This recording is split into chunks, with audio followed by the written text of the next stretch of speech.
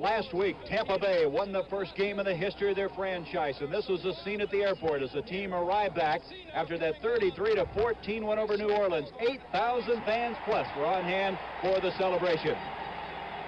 And today, better than 65,000 fans is in Tampa Stadium as the Buccaneers, with a 1-12 record, play host to the St. Louis Cardinals, who come in here 7-6 for 1977. As you can see, the fans are on their feet. They love it here in Tampa Bay. Hi, everybody. I'm Gary Bender, and alongside me, a man who carried the football for 10 years in the National Football League, Emerson Boozer. And Emerson, they won their first game, and this place is going crazy. They won it in great style, Gary. Last week I was down in New Orleans. The fans, they actually stood up and cheered the first time the Buccaneers scored. The score should have been 55-14. They had the ball 4 times inside their own 40 or the New Orleans Saints 40-yard line. Managed to get 2 or 3 touchdowns in a hurry. They are an alarm club. The fans here are with them, not only in the last ball game, but all year long. They've been with these Buccaneers. On the other hand, the Cardinals come into this game for the first time in 4 years with no real pressure to win. And I guess the question is, will they play with pride? Pride is the main thing. Certainly, St. Louis has been down the stretch a number of times, missing the playoffs. They have nothing to work for today. So you hope that Coriel has gotten his group installed into the frame of mind that they must go out and win it whatever cost it takes. Keep in mind that it's the last game for many of these players, and they really don't want to go out there and get banged up before Santa comes. Well, it is, in fact, the last game for number 81, Jackie Smith, the All-Pro for 5 years.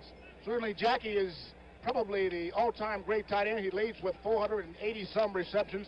A man of all in, has taught a number of linebackers and tight ends how to play the game. The game will miss Jackie, and one final note before we go to Gary is that Jackie's jersey will be sent to Canton, Ohio, to the Hall of Fame. So congratulations to Jackie. Hope that the Cardinals have a good day. And this man, he represents the Cardinals. All right, Emerson, we're right now having the flip of the coin. They were applauding the Tampa Bay Buccaneers as they came on. Let's pick it up now on the field. Heads. Comes down tails. The Buccaneers. So wait a minute. We've got some discussion going on about the flip. This is Bernie Ullman and his crew that'll work today's game. Gentlemen, that coin came down heads. St. Louis wins the toss. They wish the ball. Which goal? Which goal? Would you put your back to your goal, please?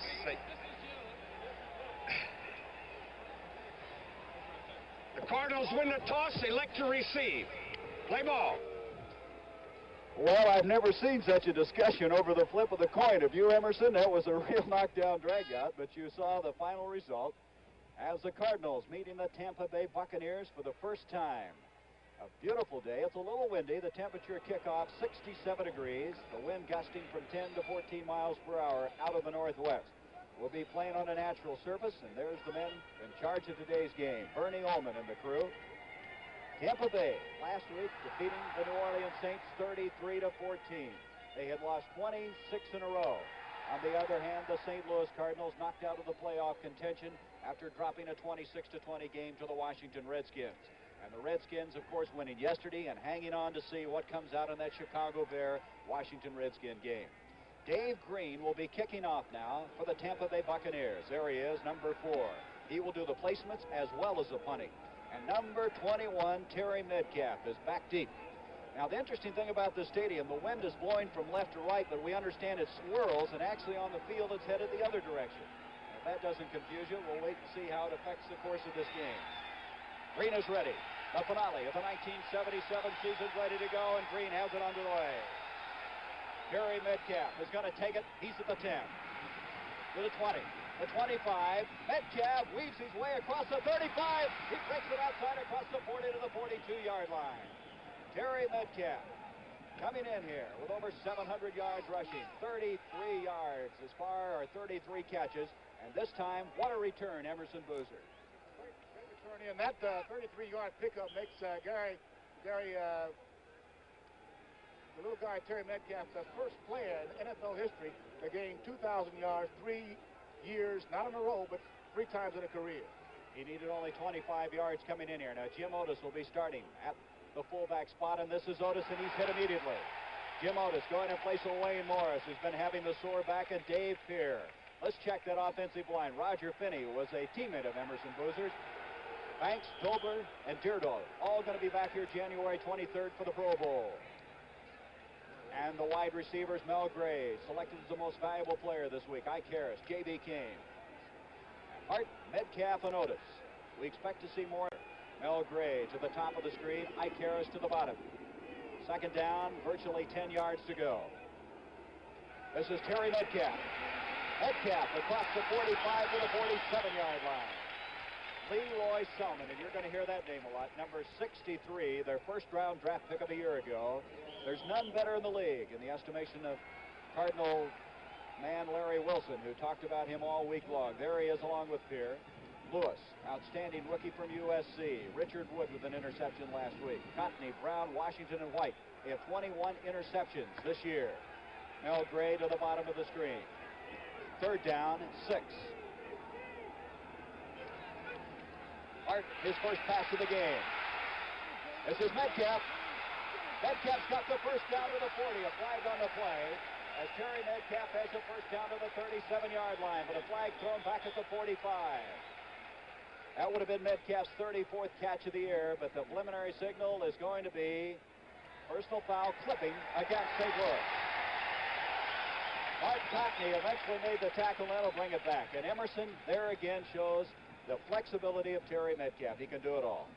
Terry is everything to the Cardinals. I'd say he's roughly 40% of their offense. He's a man that can take the ball from punts, kickoffs, swinging out of the backfield, running from the set position. He can do it all. He's the most feared man in that attack. Personal foul, clipping, number 88. Third down. That's J.B. King, the tight end. So that'll bring it back to the 40-yard line, where it'll be third down now and 12 yards to go. So the first down pass is negated. Jim Hart coming in here with 13 touchdown passes, 18 interceptions. This time, Ike Harris, the top of the screen, Gray to the bottom. Third and 12. Hart going to try to get it again on third down. Pressure put on. Mel Gray to attempt this year, and it's picked off. Mark Cotney comes up with his first interception of the year. He's a strong safety, a third-year man from Cameron State. And this team, after getting 6 interceptions last week, already has one today. That's a turn-in pattern from the left side. Hart was Harris just a little bit. But he steps in front, picks it off. There's nothing he can do about it. He was trying to get it inside. There was just not enough room to work. Tampa Bay's ball. Make no mistake about it, Tampa Bay is a fine defensive football team. Emerson has been the offense, has been their stumbling block. From the 37, this is Gary Huff, number 19, the quarterback. This is his 5th start. Ed Williams, Lewis Carter, the running backs behind him. Ricky Bell is hurt with rib injuries. We don't know if we'll see him before the day is over. And Lewis Carter advances the ball close to the 40-yard line. He's a third-year man from Maryland. Last year, he led this team in rushing with 521 yards, but this year, he's gained only 72. The offensive line, Darrell Carlton, their best man, a former Miami Dolphin, their right tackle. John McKay, Morris Owens, who has 33 catches, and tight end Jack Novak. Second down and 7. Huff, Williams, and Carter in the backfield. Second down, 7. Morris Owens to the bottom of the screen. A give up the middle instead, and here comes Ed Williams from Langston, a former Cincinnati Bengal, to the 42-yard line. This team has averaged only 6 points a game, Emerson, but more importantly, they've just kept their defense on the field too much this year. Anytime you have to have your defensive unit stop a good offense all day long, or a mediocre offense, it tends to dampen the spirits a bit, but it has not happened with the Tampa Bay defensive unit. The offense has been the big problem. Isaac Haggins has come in now, the wide receiver, along with Morris Owens. The Cardinals moving to a 3-man front today. We'll talk more about that in a moment. Third down, 5. Lewis Carter. And Carter's very close to that first down at the 47-yard line before Carl Allen, number 27, came up to meet him. Cardinals coming in here have moved to the nose tackle Charlie Davis, Ron Yankowski, and Mike Dawson at the defensive ends. They instituted that 3-4 last week against Washington. The linebackers, the way they're going to play, it'll be Niels on the outside, be followed by Williams, Carney, and Arneson. That's the way they line up left to right through the course of this game. A measurement coming now, and it's a first down. Tampa Bay with the first down. The ball at the 47-yard line. Changes continue now at the wide receiver. Hagan's coming out of the lineup. Gary, I think the scene has been set immediately in this ball game. Tampa Bay opened up running the football. I don't know how much they plan to throw, but they've had luck picking up the first down in that first series, so you can bet it's going to be a running attack all day by the Buccaneers. There's John McKay, the head coach of Tampa Bay. A first down, 11:41 to go, first quarter. Gary Huff, play action. Looking for Morris Owens, and it's incomplete. A man deeper down the field was Dana Knopfziger, but Owens, the intended receiver, their leading receiver, covered very well on that play. Morris Owens, the next catch he makes will set a record for the Tampa Bay Buccaneers for receptions in a year. Gary Huff and his statistics. Last week directing the team to victory over New Orleans. Started 5 games. Fifth-year man from Florida State. He was hurt in the preseason with the knee and hurt his ribs in a game earlier against Dallas. 5 defensive backs come in now for the Cardinals. Second down, 10. And the ball by Ed Williams is moved close to the 45-yard line. Ed Williams starting in place of Jimmy DuBose. And also in the backfield, we have a change today. Lewis Carter for Ricky Bell. We may not see Bell, but DuBose may get in before the day is over. We won't see Ricky Bell at all, Gary. Ricky is now suited on the sideline in civilian clothing, so I doubt if he'll go in at all. This telecast is presented by authority of the National Football League and is intended for the private use of our audience. Any rebroadcast or other use of this telecast without the express written consent of the Tampa Bay Buccaneers of the National Football League is prohibited. Third down and still 4 yards to go. Up, Owens. And Owens at the 35 has a first down for Tampa Bay. Well, that gives him the record, Gary. Morris Owens out of Arizona State, a former draft pick of the Miami Dolphins, comes up with a first down catch. Bradley and Eric Williams combining on it.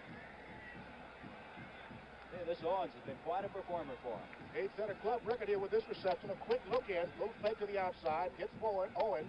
That makes him 31 receptions for the year, a Tampa Bay club record.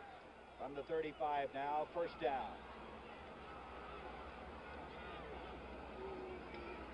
Up again, wasting no time. A pass complete at the 20-yard line, the big tight end, Jack Novak. Jack Novak, that's only his second catch of the year. He's had all kinds of injury problems, hamstring trouble, ankle problems. The third-year man from Wisconsin has a first down now for Tampa Bay at the 20-yard line. And Emerson, they are moving the football. This is the best offensive drive that I've seen them in about 4 attempts. I've had them 4 times this year. This is my 4th time, rather. And this is the best-looking drive, even in their win against New Orleans last week, that I've seen all year. Isaac Higgins goes to the top of the screen. Morris Owens to the bottom. First down from the 20-yard line. Up, the former Chicago Bear. He gives on a delay. And not much developed on that play at all. The 20-yard line as Lewis Carter picked up maybe a half yard. Eric Williams, who was voted Rookie of the Year for the Cardinals, making the tackle. Second down, virtually 10 yards to go. Change now. John McKay, the coach's son, comes in replacing Higgins at wide receiver. That's where they will send their plays in, is through that wide receiver spot. Statistically, you can see Tampa Bay has not scored in the first quarter. In fact, they've had a very difficult time at home. They've played 22 consecutive scoreless quarters here in Tampa Stadium.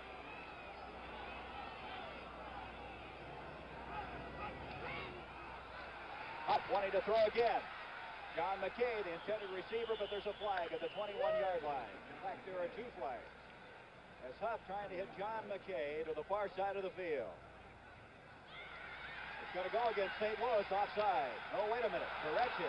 Wait a minute. He was right the first time. Bernie Ullman pointing the wrong way, but it is offside against the Cardinals. So that'll step it off 5 yards to the 15-yard line. As far as field goal kicking is concerned, Dave Green this year has hit 5 of 10. Man over the center.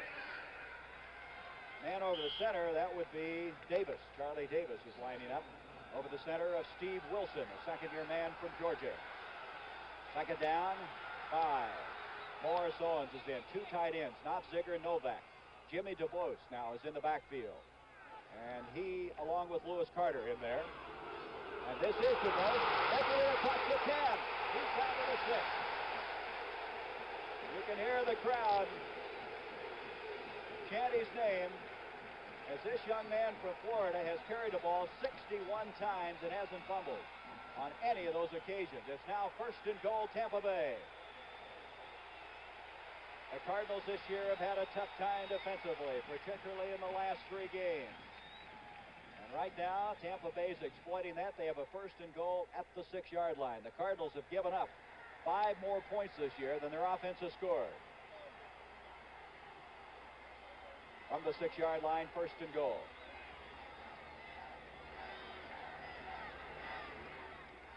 Give up to Ed Williams, the big fullback. And Williams is inside the 5. Gary, when you say big fullback, he is a very big back for a running back. He's about 245, 6'1", and that's a lot of weight. Many of your offensive guards go at that weight. There you look at him from Langston. That's a school in Oklahoma. He played some semi-pro football for the Oklahoma City Wranglers. He was acquired on waivers in 1976 by Tampa Bay. It's now 2nd and goal. The ball outside the 3.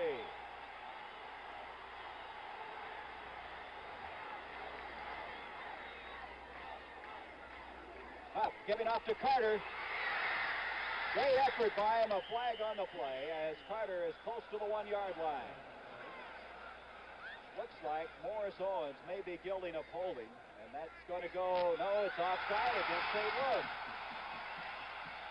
And that's twice now that St. Louis has been offside. The fans got to be awfully happy at this point. Tampa Bay has not scored a touchdown here all season. They've only had 3 points scored by a field goal. So as close as they are now, they've got the fans standing on edges. Can you believe the only points they scored was in the 2nd game of the year? An 18-yard field goal by Levitt. Defense number 55. 2nd down. Well, that's Eric Williams, the linebacker, who was offside. So it's now 2nd and goal. The ball just inside the 2-yard line. Nothing going right for the Cardinals on this initial series. Morris Owens to the top of the screen. 2 tight ends. Notziger and Novak are in. DeVos and Carter, the running backs. Hit by Huff. He's in trouble. Good coverage that time, as coming through was Tim Carney, the middle linebacker, and he messed that play up. The Cardinals had the blitz on at the right time.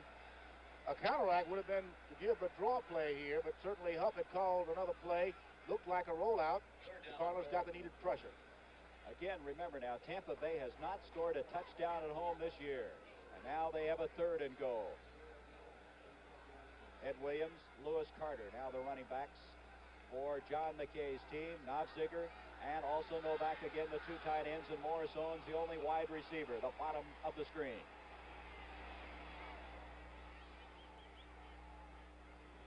Carter, Lewis Carter, he's close, touchdown, I believe. We have the Tampa Bay Buccaneers signaling the touchdown, but they're still discussing it. They say he crawled in. I think he did, Gary. Watch to the right side of your screen as number 32, Lewis Carter, hits the ground. A great second effort trying to get to the goal line. He falls just about there. That's where the ball's dead. He reaches over. Does good at cheating, but he should give it to him anyway. All right, now it's 4th and goal. I think they were on that one all the way, Emerson. Oh, yeah. Kind of flopped across there. So 4th and goal.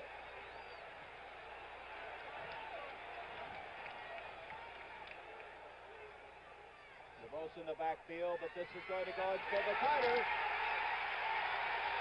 And it's a touchdown, and Tampa Bay has scored the first touchdown this year in Tampa Stadium. Can you believe that the fans have waited 7 weeks to see the Tampa Bay offense score their first touchdown? A tremendous roar from the fans as Tampa Bay well deserves the applause. Boy, that was a long drive. 14 plays, taking over 6 minutes. A sustained drive, and Tampa Bay's on top 6-0. Lewis Carter tracking over. Dave Green to attempt the point after. That breaks a long dry spell for the Buccaneers. Holding is John McKay. The kick on the way, and the kick is good by Dave Green. And Tampa Bay now takes a 7-0 lead as Lewis Carter, the 3rd-year man for Maryland, cracks in for the touchdown. It's Tampa Bay 7, the St. Louis Cardinals nothing, with 6 minutes and 54 seconds to go, first quarter.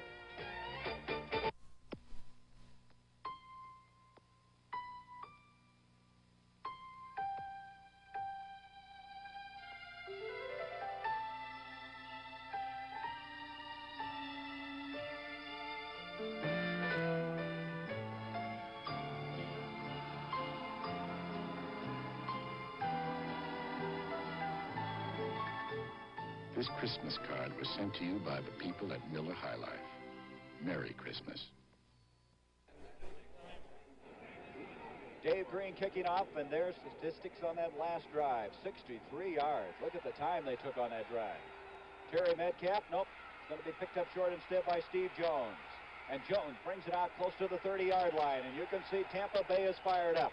We're going to find right now, Gary, whether the St. Louis Cardinals want to play football, because Tampa Bay has not been able to get a sustained drive against anybody, let alone score in the first quarter. So now it's time for the Cardinals to buckle their chin strap. If not, they'll lose by a big margin. And we have Terry Metcalf, I believe, shaken up on that last play. At the 25-yard line, we have a score in that big Chicago-New York Giant game. It's 3-3. Bob Thomas and Joe Danello each have kicked field goals of 32 and 38 yards. So Terry Metcalf, away from the action, shaken up on that play. And obviously, that would stymie St. Louis's plans at the 25. We have another score. Cincinnati leading Houston 3-0. This is field goal day. Chris Barr has kicked a 27-yard field goal for the Bengals. There's Don Coryell, Jim Hannafin, the offensive line coach. And Terry Metcalf still down. Let's see if we can pick it up, Emerson. Terry Metcalf is at the right side of your screen, away from the action. You've got to be alert. Here comes a body in the way. It appeared to be a twist or got hung into a body, a fallen body. Somebody was flipped over. It looked like they may have foot-legged him or something like that. That's what it looked like. Either got his foot caught underneath, trying to step over. So at the 29-yard line, we have timeout with Tampa Bay leading 7-0.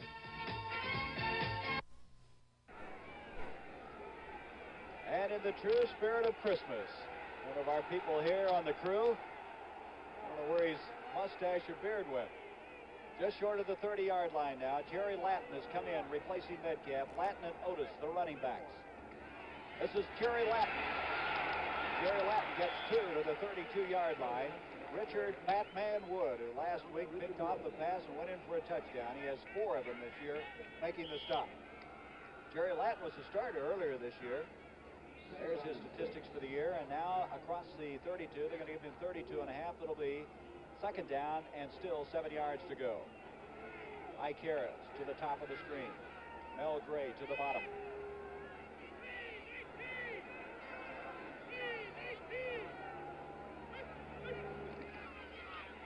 Give again, this time to Big Otis, and Otis to the 35-yard line. Boy, Otis coming off that ball in a hurry. Dave Pear, that nose tackle.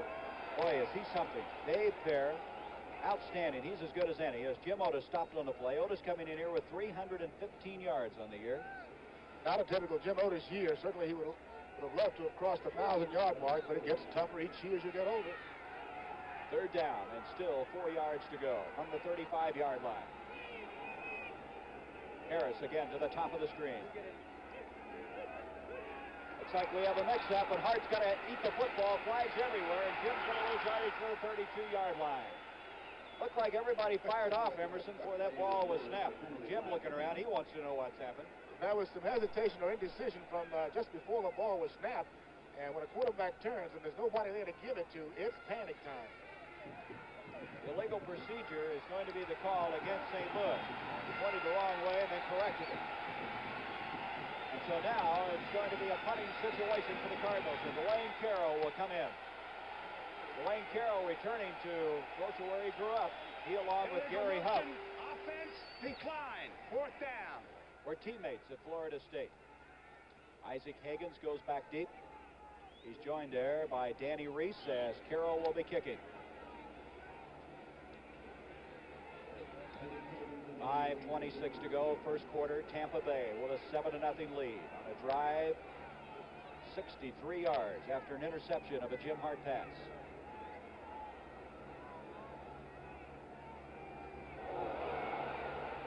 Carroll, that high snap, gets off a boomer. Reese is going back at the 15-yard line. And Reese brings it out to the 22. Very good coverage that time by Kurt Allerman. Allerman, the 3rd-round draft pick from Penn State, and he's played so well on those punt coverage teams, and there was a good example of it. Good hang time on the punt here. You want to try to give it up to give your lineman some time, and he did just that. Got it up there so the return team can get down under a defensive team. Good coverage.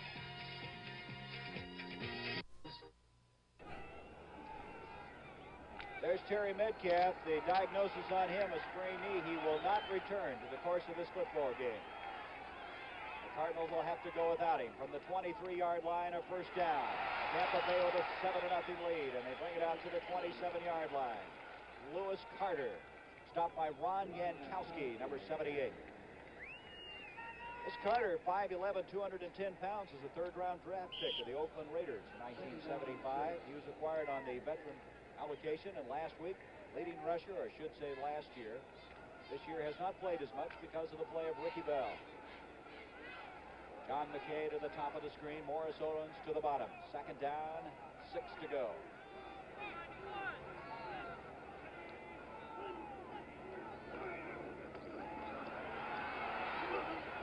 And to the 28-yard line comes Carter. Good reaction that time by St. Louis. Cardinals now trying to shut off this attack of Tampa Bay after moments ago. Went 63 yards to take the lead. They're realizing that they're going to have to play this thing no matter what happens. That's a good point, Emerson. Sometimes you come in here, you think you're fired up, but yet you don't have a lot to play for. It's that old pride angle, isn't it? I think last week the Washington Redskins took everything out of the Cardinals.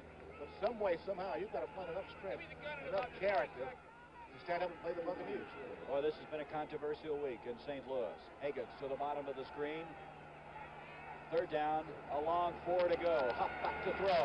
He's got Morris Owens wide open. Morris Owens had everybody beat on that play. Roger Worley trying to get back there. And it'll bring up a 4th down. Huff had his man open, just put too much stuff on the football. Gary Huff coming in here has 2 touchdown passes, and that's all Tampa Bay has this year is 2. 4th down, and Dave Green will come in.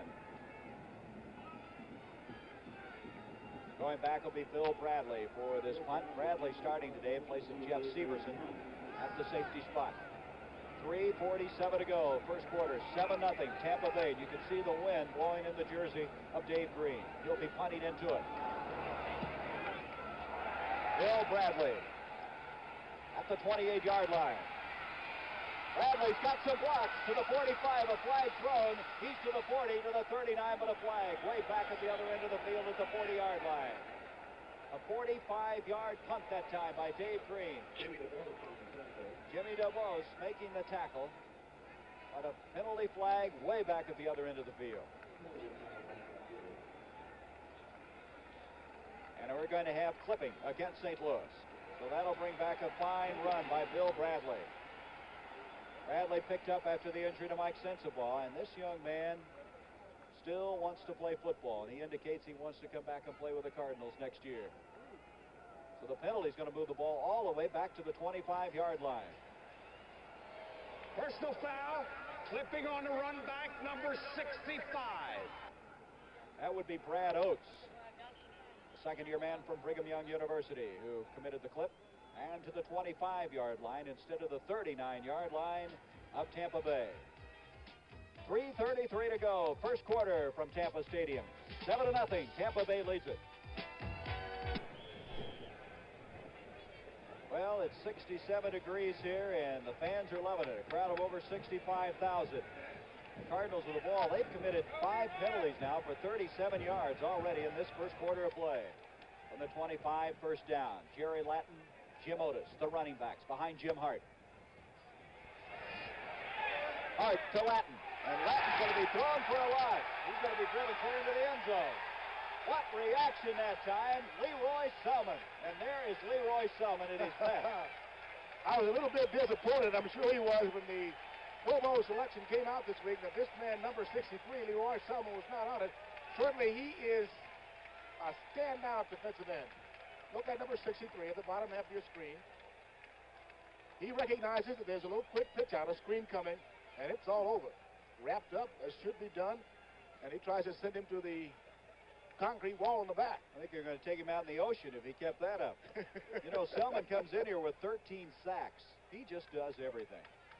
Now it's going to be second down and 16 yards to go. Jerry Latin And Otis again, the running backs. Gray to the bottom of the screen, flanked out, hard on second down, dumps it off to Jimmy Otis.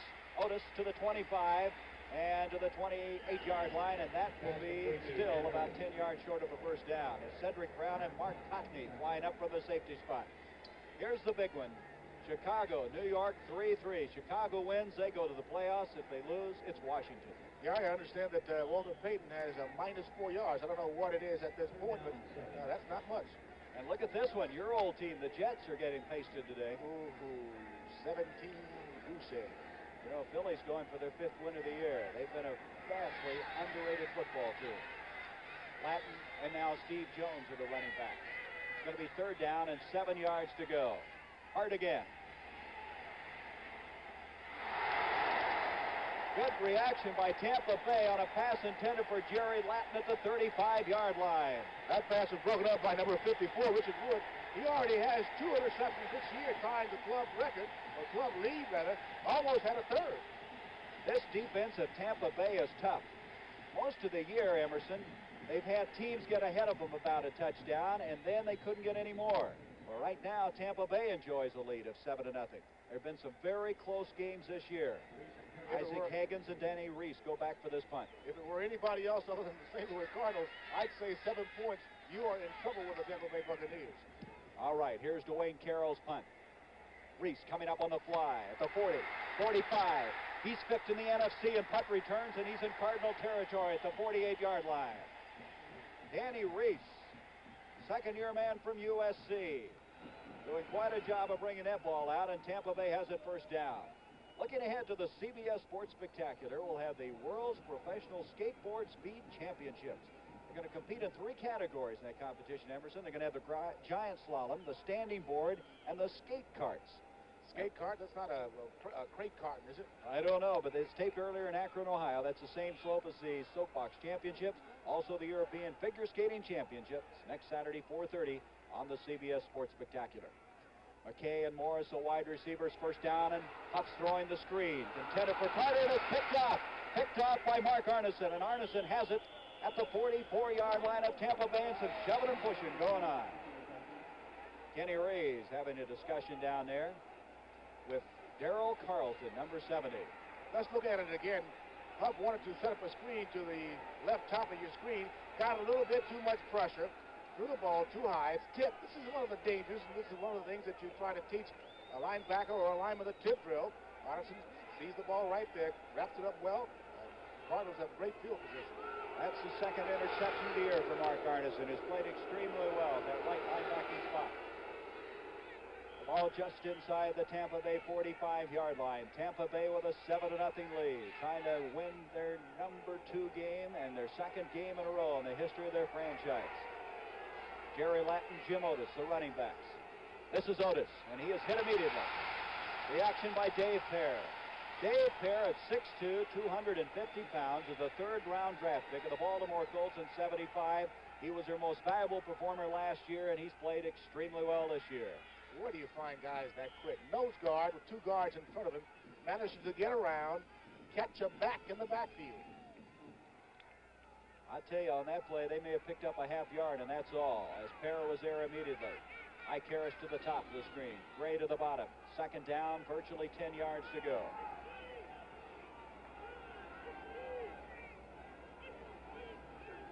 A delay to Latin. And Latin's got some running room, and he's very close to the 1st down as he crosses the 35-yard line. Dewey Selman, the brother of Leroy Selman, and he's no slouch. Dewey Selman's a fine football player, an inside linebacker, and it's going to be very close to that 1st down. Jerry Latin that time, Emerson, and something you did so well, he kind of cut against the grain when he got to running. I like the way he moved, and I used to try to slide my way, not really going upfield, just sliding laterally across the field, trying to keep my body upfield and hope they don't get a good shot at me. Looking ahead, the basketball season full swing. In fact, they played a 1/3 of the season in the NBA, and we're going to have next Sunday at 12:30 the Buffalo Braves against the Cleveland Cavaliers. Walt Frazier now playing for Cleveland. Clyde, Cool Hand Luke, anything relating to ice and coolness, that's him. Well, the measurement indicates a 1st down for the Cardinals just inside the 35-yard line. And that, by the way, is the initial 1st down of this game for the Cardinals. Tampa Bay with 5. We come to 43 seconds to go, first quarter. Mel Gray, flanked to the top, along with Icaris. The furthest man out is Gray. Hart to Otis. Jim Otis, 5 yards and then some as he crosses the 30 and spins his way to the 27-yard line. Picking up 7 yards on that play. Dave Lewis, and there's another guy we should mention, is Dave Lewis, number 57, their second-round draft pick. They feel he's the best rookie linebacker in the NFL. A future All-Pro is Don Coryell, a week that may have put a few years on his life. And a lot of controversy in the St. Louis area. As now at the 27-yard line, the first quarter comes to a close. So after 15 minutes of play here in Tampa, the Tampa Bay Buccaneers have a 7-0 lead over the Cardinals. As Tampa Bay, after that big win last week, trying to make it 2 in a row.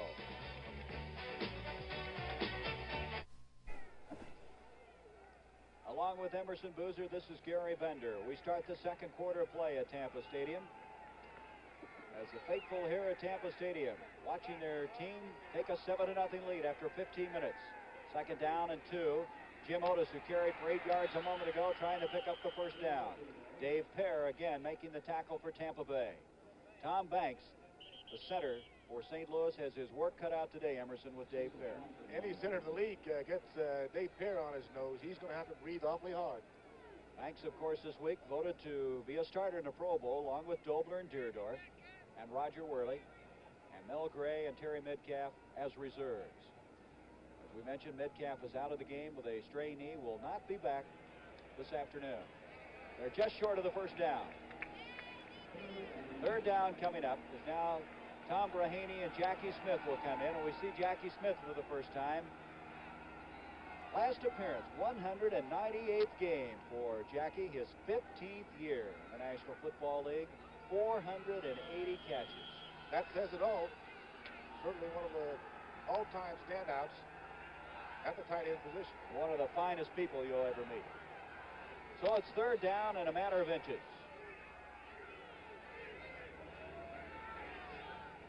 Otis is going to go for it, and he's got it. Jim Otis picks up the first down. Dewey Selman making the stop for Tampa Bay. Dewey Selman, by the way, is working on his Ph.D. He already has his master's degree. They tell me he is an outstanding student. He was an academic All-American at Oklahoma. That's quite a pair, the Selman brothers. First down, the ball at the 23. Ike Harris to the bottom, Mel Gray to the top of the screen. The Cardinals would like to keep that lead in the National Football League in passing. Jerry Latin, is he hit? The ball is loose, and he was really jarred, and I believe St. Louis has recovered. I think the ball was thrown dead, Gary. What a hit was put on at the 20-yard line. Tremendous jolt. And St. Louis is going to get the ball at the 20-yard line. Dewey Selman went flying over there. And that is indicative of how this Tampa Bay defense has played all year long. There's Dave Lewis, a fine rookie. He's upset. He thought they had the football. Take a look at it again at the bottom of your screen. You really shouldn't take a shot like this.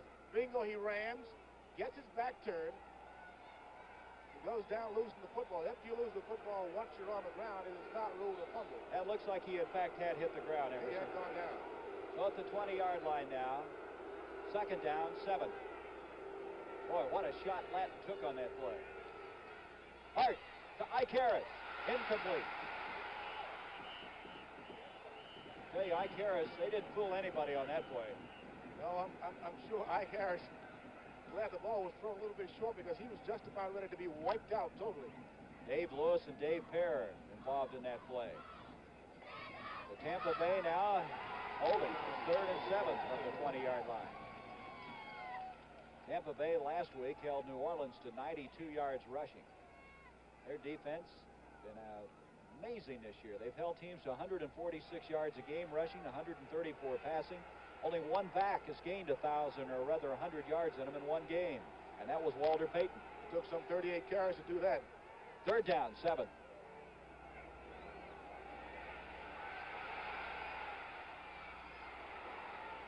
That is very close to the first down. Jerry Latin making the grab, and let's see if he did get it. Latin very close to where he had to go for the first down. They're looking to see if he got it. Very difficult pass to defend against him. The old 10-yard, 5-yard hook pattern. It's fourth down. They did not get it. It's fourth down, and they're going to go for it as Jim Otis comes in now. The Cardinals trailing 7-0, and they're going to go for it. As now they bring in Jackie Smith and Tom Braheny, and the Cardinals are going to call timeout to talk it over. So 12:43 to go in the second quarter. St. Louis now with a difficult decision to make. They have fourth down, a half-yard to go. They trail 7-0. The ball at the 14-yard line as Hart, Don Coryell, and Jim Hannafin talk things over.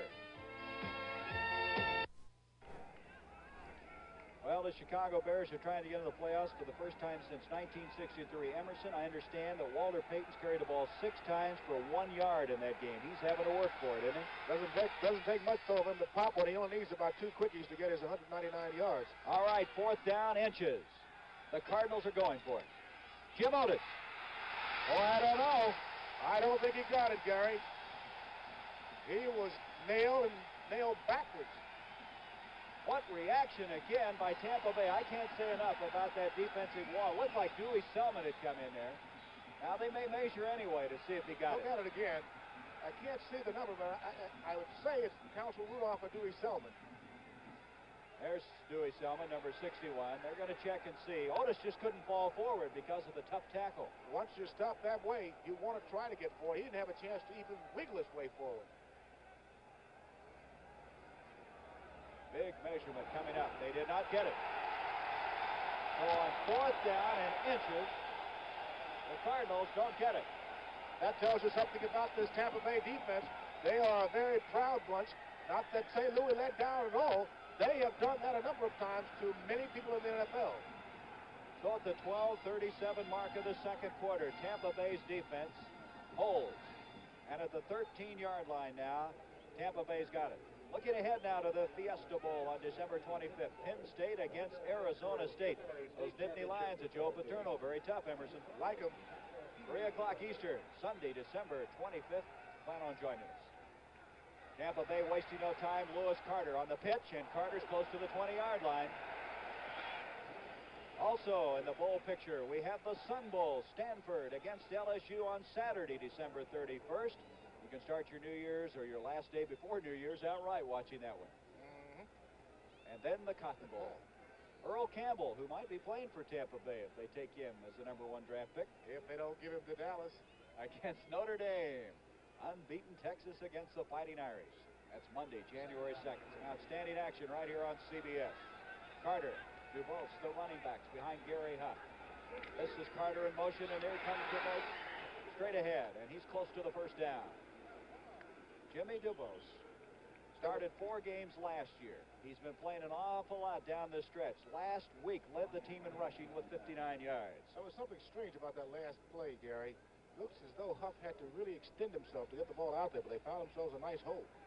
You know, they have had this year 15 quarterback changes. I should say in the last 2 years. They've used 5 quarterbacks this year. It's been kind of a round-robin musical chairs thing at that field general spot. And I suppose your timing would be effective. Oh, they got that first down by a millimeter. Tampa Bay right now, they've got things going their way. A score, Cincinnati. If they win this one over Houston, they go to the playoffs. Cincinnati leading 6-0 on 2 field goals by Chris Barr. Not going to be easy. At the 23.5-yard line, first down. Isaac Higgins to the bottom of the screen. Morris Owens to the top. Tampa Bay with a 7-0 lead. And this is Ed Williams, a big fullback. And Williams to the 26-yard line. Boy, he's got big legs. 6'1", 245. Change now. DuBose comes back into the lineup. Second down, 7. Tampa Bay, with the turnovers this year, they haven't had the continuity on the offense. They feel that their offensive line now is starting to come together. They have people who they think they can work with to build for the future. Little or nothing developed that time. The Cardinals reacting well. Charlie Davis in on the stop.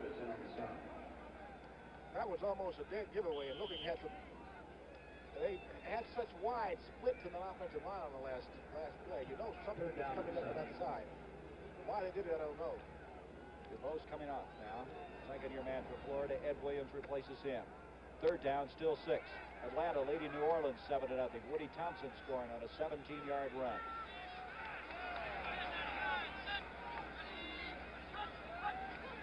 Third and 6. Carter. And Lewis Carter is not going to get the first down. It'll bring up fourth down, and Tampa Bay will have to kick the football. So coming in will be Dave Green to do the job. Green has been a workhorse this year. He had punted 93 times coming into this contest. Last year, he punted 92, which was the most in the AFC. And Bill Bradley will go back. That's Green, number 4. He was a former draft pick of the Cincinnati Bengals, averaging 40.1 this year. Looks like they're coming after him, too. Bradley clear back to the 25-yard line of St. Louis. Funny kick. Bradley having trouble with it. And that ball is going to go clear inside the 10-yard line.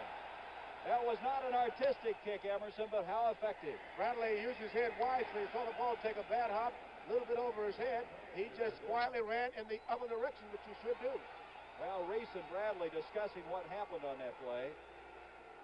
And so now the Cardinals will not get the field position they anticipated. That was a 63-yard kick by Dave Green. The Buccaneers lead it 7-0.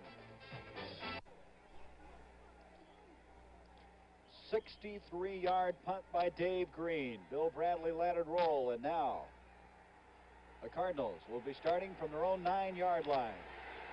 Running backs, Wayne Morris is now coming to the games to join Steve Jones. 9:29 to go, first half, 7-0 Tampa Bay. This is Wayne Morris in trouble, but he broke the tackle somehow, and he's going to get some yardage out of it. Dewey Selman, or check that, Leroy Selman, got through, and he broke the tackle. And that shows the upper body strength that time of Wayne Morris. You don't run out of the arms of Leroy Selman very often. That shows you a little fear, too, a running back has. When a big man like that is breathing down, you just got to run out in there the best way you can, because number 63 hasn't ramped up, and he says, I'm getting away from you. Wayne Morris missed all of last week with some problems with his back and the second half of the game with the New York Giants. So that's his first action in some time. Gray and Harris, the wide receivers. Second down, 6. Morris goes in motion. Hart gives off to Steve Jones, and Jones gets to the 15-yard line. It's going to make up a third down and still 4 yards to go. Council Rudolph and Dewey Selman combining on the stop for Tampa Bay. Steve Jones has not played all that much. He'd only carried the ball 20 times prior to today. So on a third down, still 4 to go. The Cardinals trailing 7-0. There's been 2 interceptions in this game. And an injury. Metcalf right now out for the rest of this game and, of course, for the rest of the year. Gray, Harris again. Both of them flanked to the bottom of the screen on the third down and 4. All right, Mel Gray wide open. And Mel Gray's got a first down catch to the 25-yard line. So the Cardinals now come up with a big third down conversion. And Mel Gray now has caught a pass in 58 straight games. That's not too bad a string. I'm sure he doesn't want to catch another pass in that heavy artillery zone. That zone I'm talking about is in between the linebackers. A little guy like Mel Gray having to go downfield, turn and take a hook. You know you're going to be pulverized from both sides by men 230, 240. I tell you, Mel Gray is a tough guy. He hangs in there with that first down catch at the 25. Jones, Morris, again the running backs. A little delay to Wayne Morris, and Morris brings it out to the 30, 32-yard line. Selman and Richard Wood again combining on the stop for Tampa Bay. Wood, a former New York Jet, third-round draft pick. 4 interceptions this year. He's played extremely well, as has this entire Tampa Bay defense. That was a pretty good run by Wayne Morris. That was something he ran right up the back of Roger Finney, and linemen don't really like for that to happen. They're trying to block, and the back runs into them from the rear. They'll show you the next play. They'll look around the next time, huh? No, they'll get out of the way and let you have the guy in front of you. Paul Harris has replaced Cecil Johnson at linebacker for Tampa Bay, and there's nothing going on that play for Wayne Morris. Orange-shirted Tampa Bay defenders led by Council Rudolph, a former Cardinal. He was a 3-year starter for the Big Red, and he's played very consistently this year for Tampa Bay. I don't know what happened on that play, but I don't think anybody blocked him at all. He was in the backfield waiting for Morris. So now it comes to a 3rd down and a long 5 to go as Don Coryell in front of Jerry Latin. The Cardinals having to play some catch-up football, trailing 7-0. Mel Gray, Ike Harris, flanked to the top of the screen. Morris, Jones, the running backs.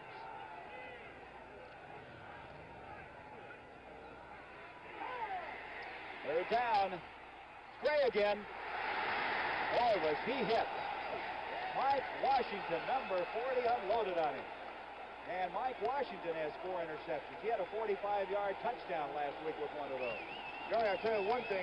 Roger Finney on the top side of your screen is doing a great job today on Leroy Selman. Selman is just not your average defensive end. He's destined to be one of the super defensive ends in the business. Has beaten just about everybody once doing a series, but Rogers slipping his slide, scooting right with him. Danny Reese goes back deep. He's joined back there by Isaac Higgins as Dwayne Carroll will kick from the 15-yard line on a 4th down and 5. Great timing that time by Washington on that last pass attempt. Carroll hits that one off the side of his foot. They're going to get away from it. It's going to go out of bounds at the 36-yard line of Tampa Bay. So the Buccaneers have excellent field position. That was only a 35-yard kick by Carroll, who came in here averaging just over 36 yards a boot. So with 5:46 to go before halftime, Tampa Bay hanging on to that 7-0 lead. Well, that 35-yard kick sets the ball up at the 36-yard line for Tampa Bay. We now have been told that Walter Payton has a minus 4 yards and 7 carries in that game with the New York Giants. Is tied up 3-3. Lewis Carter, the running back, to the 40-yard line. Mark Arneson making the tackle. So Walter Payton, Emerson Boozer, is going to have his work cut out for him, it looks to me like, for the day's over. I'm sure he knew it coming into New York that the Giants are not one of your weaker defensive fronts in the business, nor are their linebacking crew. So it's going to take a lot of effort, a lot of work, and more passing on the Chicago attack to break Walter loose. 2nd down, 7. Higgins and Owens, the wide receivers.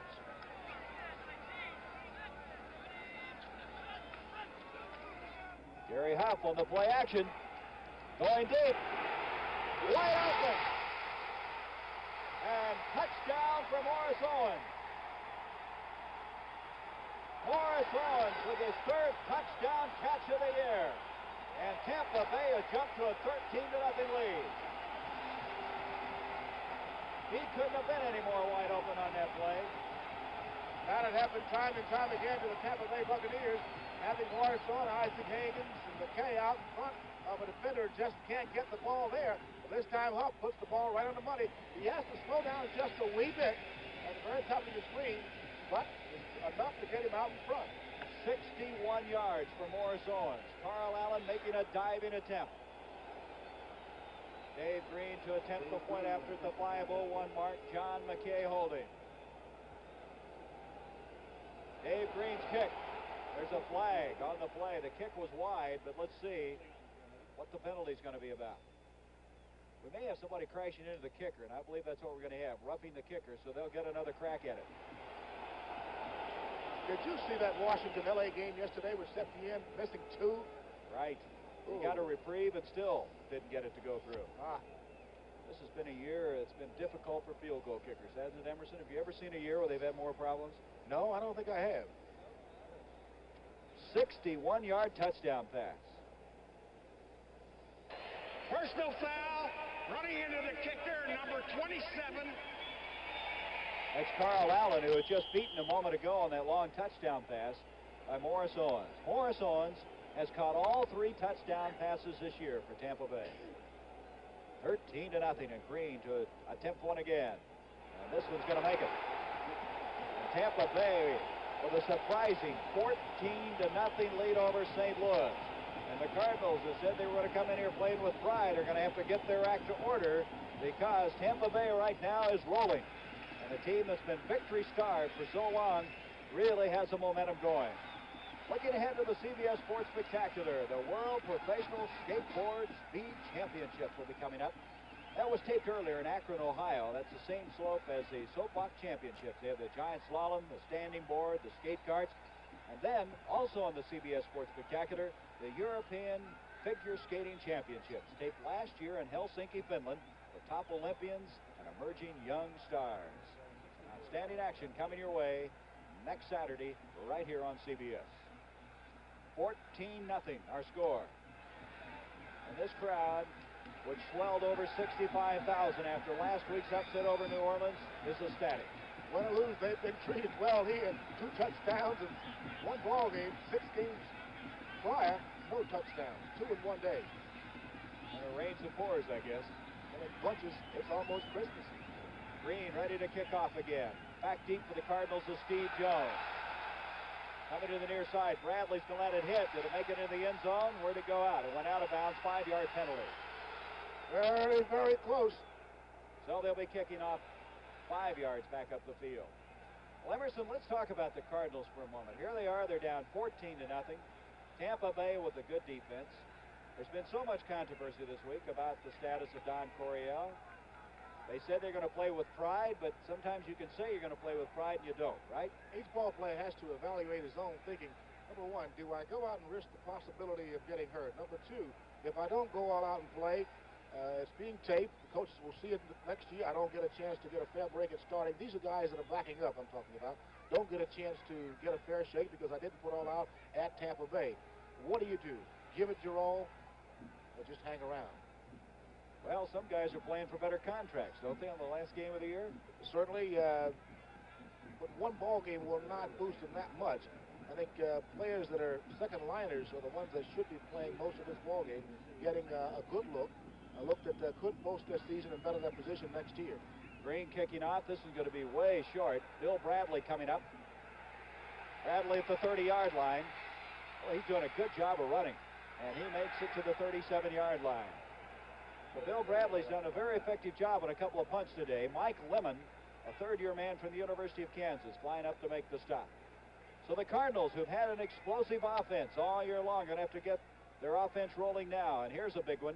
Houston now leading Cincinnati 7-6. If Bengals lose, they're out. And in that game, Ron Coleman scored from 1 yard out to give the Houston Oilers the lead. You can bet the Oilers are not going to roll over and play dead to Cincinnati. Boy, Houston's been a tough team to figure out this year. Slicker than the oil they represent. Steve Jones and Wayne Morris are running backs. The ball at the 37-yard line. 1st down. Morris. And you can see how difficult it is to run against this big 3-man front led by Dave Pear, who made the stop. Pear has been all over the field. He's an emotional guy. Emerson, sometimes he'll make a sack and he'll raise his arms in the air and this place just goes bananas. Oh. Just short of the 40-yard line now. Gain of 2, 2nd and 8. Mel Gray and Ike Harris go to the top of the screen.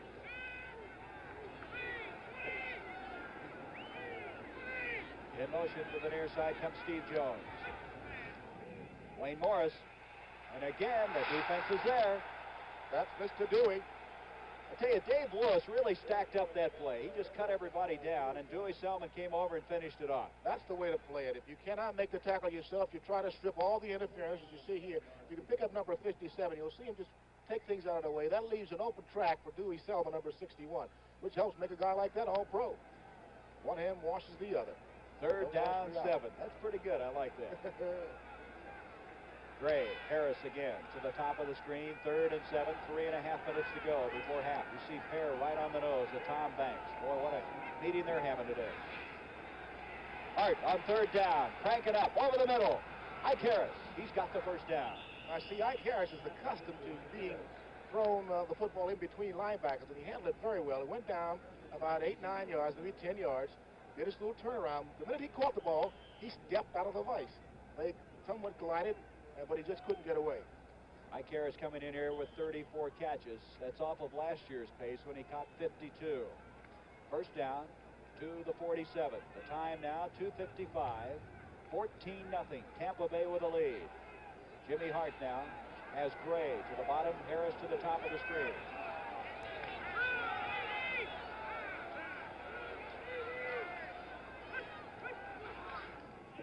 action. This is Harris. Another first down, and quickly now the Cardinals are striking. The ball at the 35-yard line. Mike Washington, the right cornerback, making the stop for the Cardinals with this guy, number 17, now starting to get things on track. Jim Hart can make things happen, Emerson. He's a little bit behind his seasonal production. Has 13 TDs going into the ballgame. And since being a starting quarterback, he has had an average of 15 TDs per year. Too short today. This is 55th consecutive start today, and this is a give to Wayne Morris, and Morris across the 30, the 25, and Wayne Morris is close to the 23, another first down. Wayne Morris, as we now have the 2-minute warning here. So now, in a hurry, the Cardinals strike for 3 first downs. So the 2-minute warning here, Tampa Bay leading St. Louis 14-0. Attention shoppers, the new Atari cartridge game is in. Excuse me. Uh-oh. George again. Atari's AFC battle. It comes with 27 games, but that's just for starters. You can get 9 cartridges, 187 games. Blackjack. Oh! I'd like an Atari. Sorry, only our demonstrators left. Mine! No, George. Mine. The new video computer system by Atari. More games, more fun. The Cardinals are moving the football very, very quickly now. They picked up 3 first downs. They have the ball at the 24-yard line of Tampa Bay. There's your time in the right-hand corner of your screen. An update on that Cincinnati-Houston game. Houston leading 13-6. Dan Pastorini to White Shoes Johnson, 17 yards, but they missed the point after. I would imagine Billy White Shoes wiggled his legs too much in the end zone. From the 24 now, first down. Hart. He's got Ike Harris open at the 10, and Harris gives some yardage back, but I believe he's got another first down at the 12-yard line. Harris trying to swing wide, lost a yard or two. Mark Cotney making the tackle for Tampa Bay. More and more receivers are doing that, going down and getting the necessary yardage, coming back just a wee bit to the quarterback. By doing that, it alters the course of the defender. He sees you at one point, now you're moving the other way. Cardinals, by the way, have used 1 timeout. Here's Hart back to throw again. Wayne Morris. Oh, what a collision inside the 10-yard line. They're going to mark it at the 9. That was Cotney again, the strong safety flying over there. That'll stop the clock as he goes out of bounds with 1:25. And it brings up still 7 yards to go for that first down. So the Cardinals trailing 14-0 now, trying to get on the board here in a waning minute and a half. It's been the passing of Hart that started this drive and kept it moving. Gray to the top of the screen, Harris to the bottom.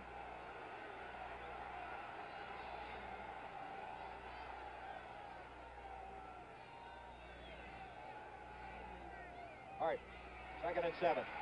Over the middle, it's deflected. Almost intercepted. Excellent coverage. Dewey Selman close to picking that one off. The intended receiver in the end zone was really blanketed that time, Emerson. They had at least 3 orange shirts around him. That linebacking core of the Buccaneers are a very active group.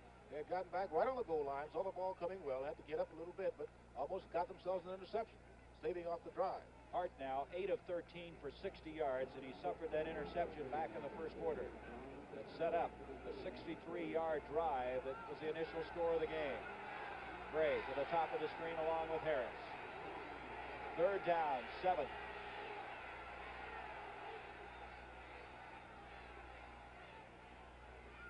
There's a delay to Wayne Morris. Morris to the 5. He is very close to the 1st and goal. I think he may be a yard short. It'll bring up a 4th and goal, or 4th rather, and a yard to go. They need to get to the 2-yard line to get 4 more downs. And they're going to measure. That time the blocking excellent up front. Good-looking play by the Cardinals. They did a little razzle-dazzle work up with that offensive line, but Penny leaving the line of scrimmage, pulling around Leroy Sullivan. Well, they're indicating now, Emerson, they don't need a measurement. It's 4th down, less than a yard to go. The ball resting just about on top of the 30-yard line. They need to get to the 2 to pick up a 1st and goal, as Jackie Smith is going to come in. And the Cardinals have called a timeout. The Cardinals now with 1 timeout remaining, 54 seconds left in this first half. As Hart goes over now to confer about this play. Earlier, you might recall, the Cardinals on a 4th and less than a yard did not make it. And now they have another 4th down. On the CBS Sports Spectacular next Saturday at 4:30 Eastern, we'll have the World's Professional Skateboard Speed Championship. That's coming from Akron, Ohio, where it was taped earlier. Same slope as the Soapbox Championships. They'll have the giant slalom, the standing board, and the skate carts. You do any skateboarding, Emerson? No, I think my feet are too big for skateboards. Also, we'll have the European Figure Skating Championships. That was taped last year in Helsinki, Finland. We'll have the top Olympians and emerging young stars. Next Saturday, the CBS Sports Spectacular, 4:30 Eastern Time. 54 seconds left. Let's check now some scores throughout the lead. Philadelphia leading the New York Jets now 20-0. Nick Mickemeyer with a 41-yard field goal and a 39-yard field goal. And Green Bay leading San Francisco 3-0. Chester Markle with a 27-yard field goal. At halftime, we'll keep you posted on what's happening throughout the National Football League. Here we go. 4th down, less than a yard to go.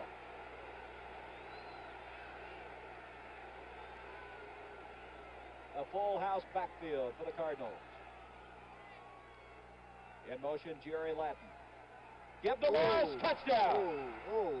Boy, what a play that was. There was a hole big enough, Emerson, for anybody to go up that one. I think I could have run from the booth down to the field and gotten through that hole.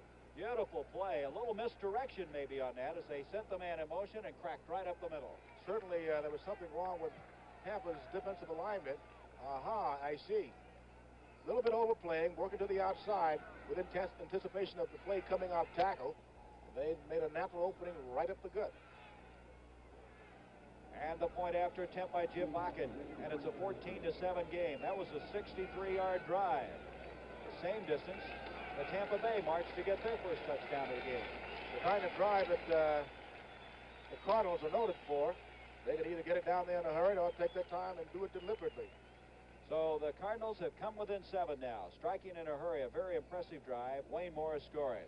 Looking ahead now to the NFL playoffs on Monday, December 26th. Well, we don't even know who's going to play there yet. We've got a lot to be decided. We'll know the teams after today's play. That'll be coming up on CBS. Of course, right here on CBS, the NFC Championship game. What do you think, Emerson? Where's that going to be? I really don't know.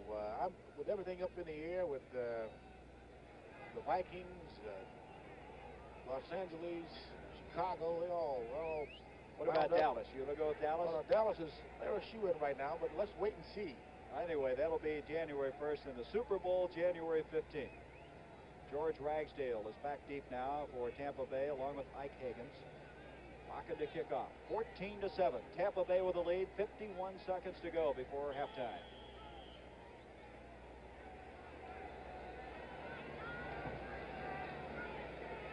Very short. Picked up by Ragsdale. And Ragsdale to the 21-yard line. There appeared to be a little bit of a mix-up there. Ragsdale kept looking up for it. There was a potential receiver in front of him, one of his own players. He was concerned whether the ball would be fielded by one of the up men or whether he should take it. He ended up letting the ball hit, and that shouldn't have happened. You know, that last drive by the Cardinals only took 3 minutes and 54 seconds. Very, very efficient drive, and kind of indicative of how the Cardinals at times have just been so explosive, so impressive. And that's their trademark. Got to get down there either way in the air or on the ground. 14-7 now, 47 seconds left before half. Gary Huff. Up the middle comes Tampa Bay with Ed Williams. Williams to the 24-yard line. So Tampa Bay now will just grind out the remaining time of this first half. Tampa Bay striking first in this game. A 1-yard smash at the 6:54 mark. 7-0 after one quarter. The Cardinals were moving the ball. On the 4th and less than 1, they didn't make it at the start of the second quarter. And then Morris Owens caught a 61-yard touchdown pass from Gary Huff. And then just moments ago, Wayne Morris cracked in to get the Cardinals on the board. 13 seconds and winding down. Well, that's going to about do it here in this first half. The Tampa Bay, who scored their first touchdown ever at home this year, came back to duplicate it again, and they have a 14-7 lead. The end of the first half with a score. The Tampa Bay Buccaneers leading 14-7 as this crowd on their feet, an appreciative crowd of better than 65,000 as attendance here in Tampa will go over the 500,000 mark for 1977. for the Cardinals, who came down here knowing that Tampa Bay was the team that was fired up after winning last week 33-14 over New Orleans, have their work cut out for them in the second half of play. They have a tough defense to face. They're without Terry Metcalf, who has a strained knee and will be out for the rest of this game.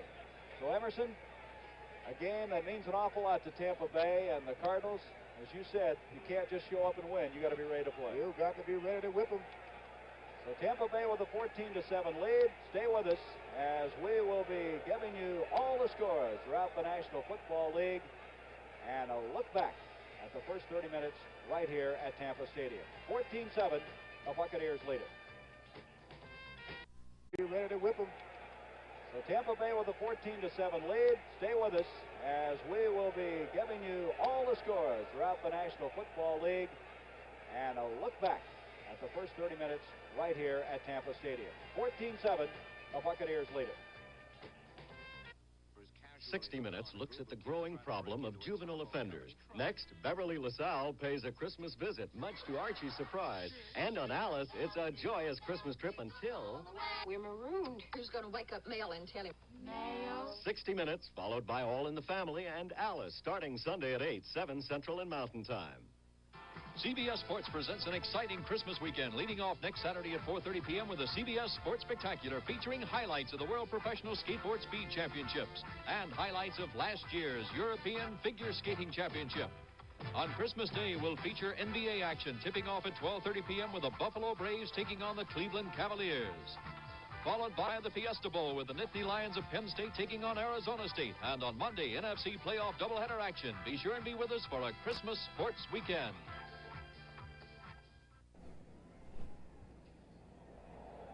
14-7, our halftime score, as Tampa Bay with the lead. And Emerson, Tampa Bay, you know, it's interesting what one win will do for you. They're just playing like a new football team. It appears as though they've gotten new life from somewhere. They were a club just 2 weeks ago that could not score offensively. They got most of their breaks last week by the defensive unit getting the plays, the big plays, giving them the ball inside the 40 or at the 40. But today, the defense turned the ball over, I think, around the 54, maybe 60-yard line.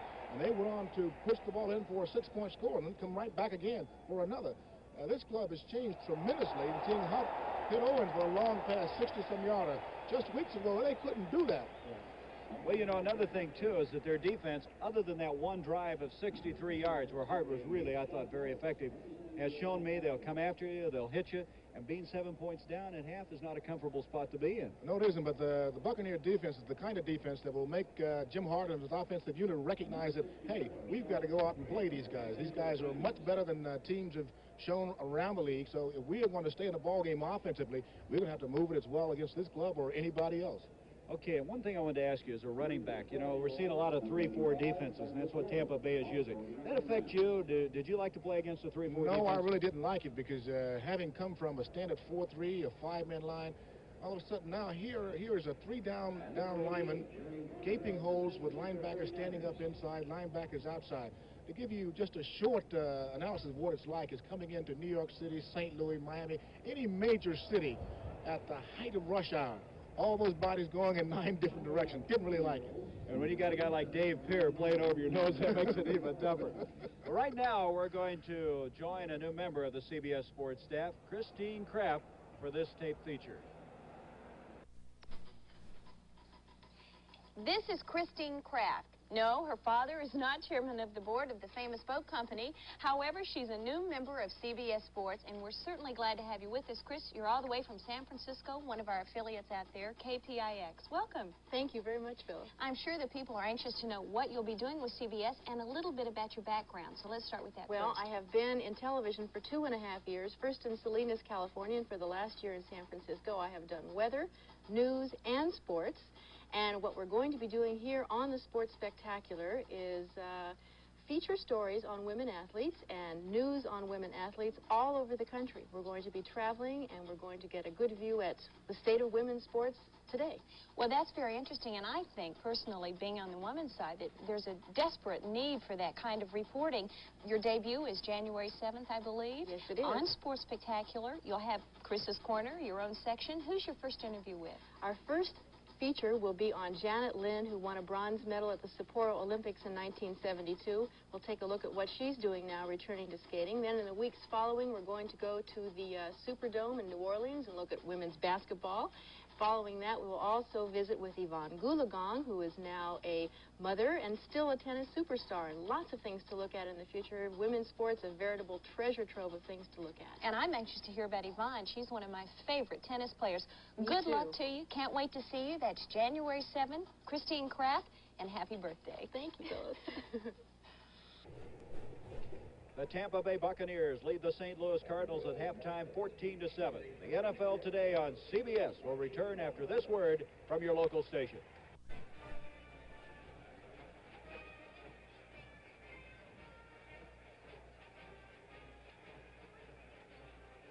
Walter Payton against the Elements. That's right. I think the Elements have caused the Bears to change their game plan, don't you? He's only carried 7 times. Played in New Jersey. It is the Chicago Bears and the New York Giants, and what it means simply is this. If the Bears win it, they will be the wild card in the NFC. They will open up the playoffs on CBS a week from tomorrow in Dallas. It would be Chicago and Dallas, meaning the second game on that card would be Minnesota at Los Angeles. However, if the New York Giants beat the Bears and they are tied 3-3 just going into the third quarter, then, of course, Washington would qualify for the playoffs, and it would mean that Minnesota would open in Dallas and Washington would play Game 2 out in Los Angeles. Let's take you around the league right now and get you up to date with all the scores. There they are, and they still have not kicked off to start the second half. Atlanta and New Orleans. The Saints trying to come back after that nightmare of a week ago. It is 14-7 Falcons. St. Louis and Tampa Bay, the Buccaneers may have a winning streak going. Philadelphia and the New York Jets, it took them an entire season, but the Eagles may have finally discovered a field goal specialist. Nick Mickemeyer, 2 field goals in the first half, 20-0, they are burying the Jets. And in a game the Bengals must win, they are losing. Houston, though, missed an extra point, and maybe, as Jimmy the Greek said, they will go into overtime. Green Bay and San Francisco, the 49ers have just snapped back after trailing by a score of 7-3. We can check in now on some of the highlights. Chicago and the New York Giants, and the big story there, unfortunately, is that it is a miserable, miserable afternoon. No chance at all for Walter Payton to do his thing. This will give you an idea. Parsons punting for Chicago. Steinke to return for the Giants. Watch the ball. Slips free. Rather recovered for Chicago. They could not score a touchdown. Bob Thomas, a 32-yard field goal, 3-0. Bears. Joe Danello answered it with a 38-yarder, tied at 3. Walter Payton, dropped by Ray Rhodes, was held to -5 yards in the first half. As a matter of fact, the Giants outrushed Chicago 103-12. Nobody expected that, obviously, but the Giants do have a great defensive line, and they've done a great job all year against the rush. But down in Atlanta, other things are going on right now. The New Orleans Saints are trying to get on track after that upset loss to Tampa Bay last week, and they trailed at halftime 14-7 to the Atlanta Falcons, and Woody Thompson puts the Falcons on top right away with this touchdown run, and they lead 7-0 in the second quarter. Arkowski goes to the airwaves in this particular play, hits Farmer. Farmer takes the ball down to the 14-yard line, allowing Haskell Standback to carry it from there down to the 1. And Mr. Standback answers the call again, only this time he goes in for the touchdown. Atlanta leads 14-0. Archie Manning, late in the second quarter, puts the Saints on the board with this particular pass to Henry Childs. He hits him in the end zone. The Saints go out that way at halftime. Atlanta 14, New Orleans 7. St. Louis and Tampa Bay. The Buccaneers, of course, return home after upsetting New Orleans and winning the first victory in the history of the franchise a week ago. Cardinals with the ball. Hart going over the middle, and Cotney will pick it off for the Buccaneers. Huff, their quarterback, looking for Novak. And the suddenly potent Buccaneers have got the ball on the Cardinals' 20. Lewis Carter to score as the Buccaneers get 6 points in the first quarter for the first time in their history, and they weren't finished. Early in the second quarter, Huff, Morris, Owens make it 6 more, and the extra point made it 14-0. The embarrassed Cardinals come back. Hart, Harris at the 10, and it was Wayne Morris running it in for the touchdown. 14-7, Tampa Bay leading. The San Francisco 49ers have come back against the Green Bay Packers. The game is being played in Milwaukee, and the field conditions there are vastly better than they are over in the Meadowlands in New Jersey. Here is Plunkett, and Willie Buchanan of the pack picks it off. Green Bay could not get a touchdown. Marco kicked a 27-yard field goal. It was 3-0. But the 49ers drove 75 yards, 16 plays. Plunkett to Washington for the touchdown. They lead it 7-3. So let us now leave New York and return you to the various stadiums. This is Tampa, and it's a beautiful day here in Tampa Bay, and the Tampa Bay Buccaneers with a 14-7 lead over the St. Louis Cardinals. We'll be back with the second half in a moment.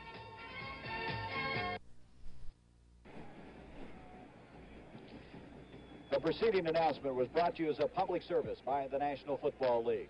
John McKay, his second year as the coach of the Tampa Bay Buccaneers. Last week, picking up that first win in the history of the franchise, and his club now trying to make it 2 in a row with a 14-7 halftime lead over the Cardinals. Emerson Boozer, let's take a look now at the statistics in the first half of play. They're pretty good, Gary. I think right now they're pretty much balanced, even though Tampa Bay leads by a touchdown. But overall, they're pretty much head-to-head. Two things in there, the turnovers, interceptions, one by Arneson of the Cardinals. Cotney had one for the Tampa Bay Buccaneers. And another statistic not on there is Terry Metcalf is out. He strained a knee in the early going of that game. That's a big stat, too. So the time of possession by the Cardinals is surprising to me. Isn't it to you? No, not really, because the Cardinals are a club that can play ball control. They can catch up or do just about anything they want to do with the football when they're ready to play. But other than that one drive, I don't remember them having the ball that much. But they did, and they have had it over 17 minutes, but they trail by 7 points. As Tampa Bay striking on the long touchdown pass to Morris Owens and the 1-yard smash by Lewis Carter.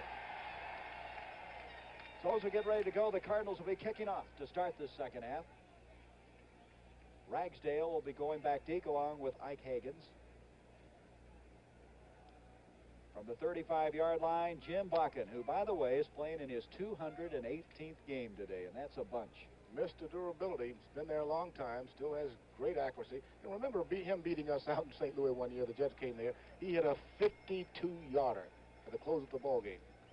Well, he is fourth leading scorer all time. He has 1,319 points. He trails Blanda and Groza and Cox, and that's pretty fair company. That's the elite, cream of the crop.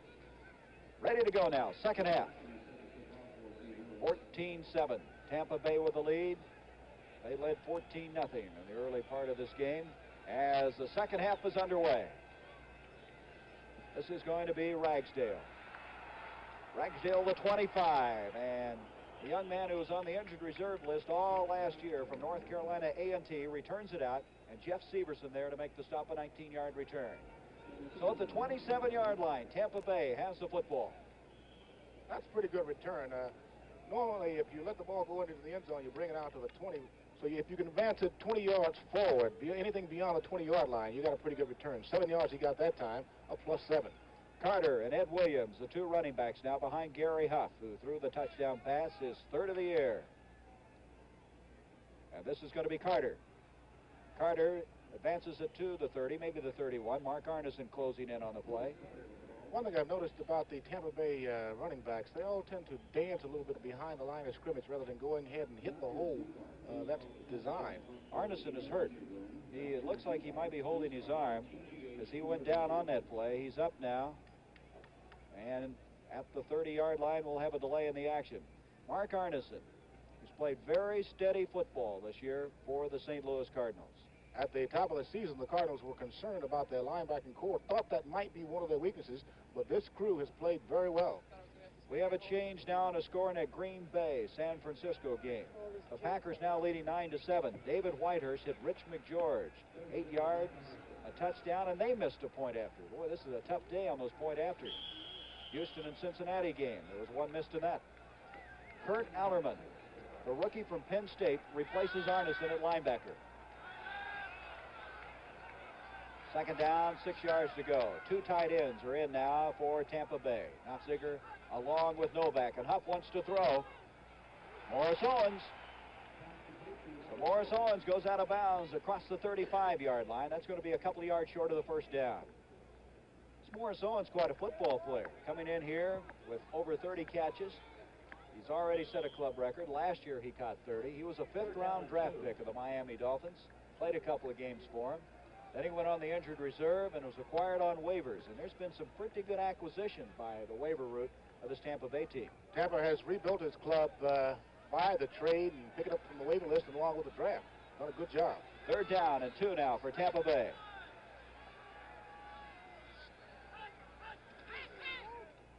Jabos, who's checked back in, and I don't know. I don't think he got that first down. He's going to be a yard short of it.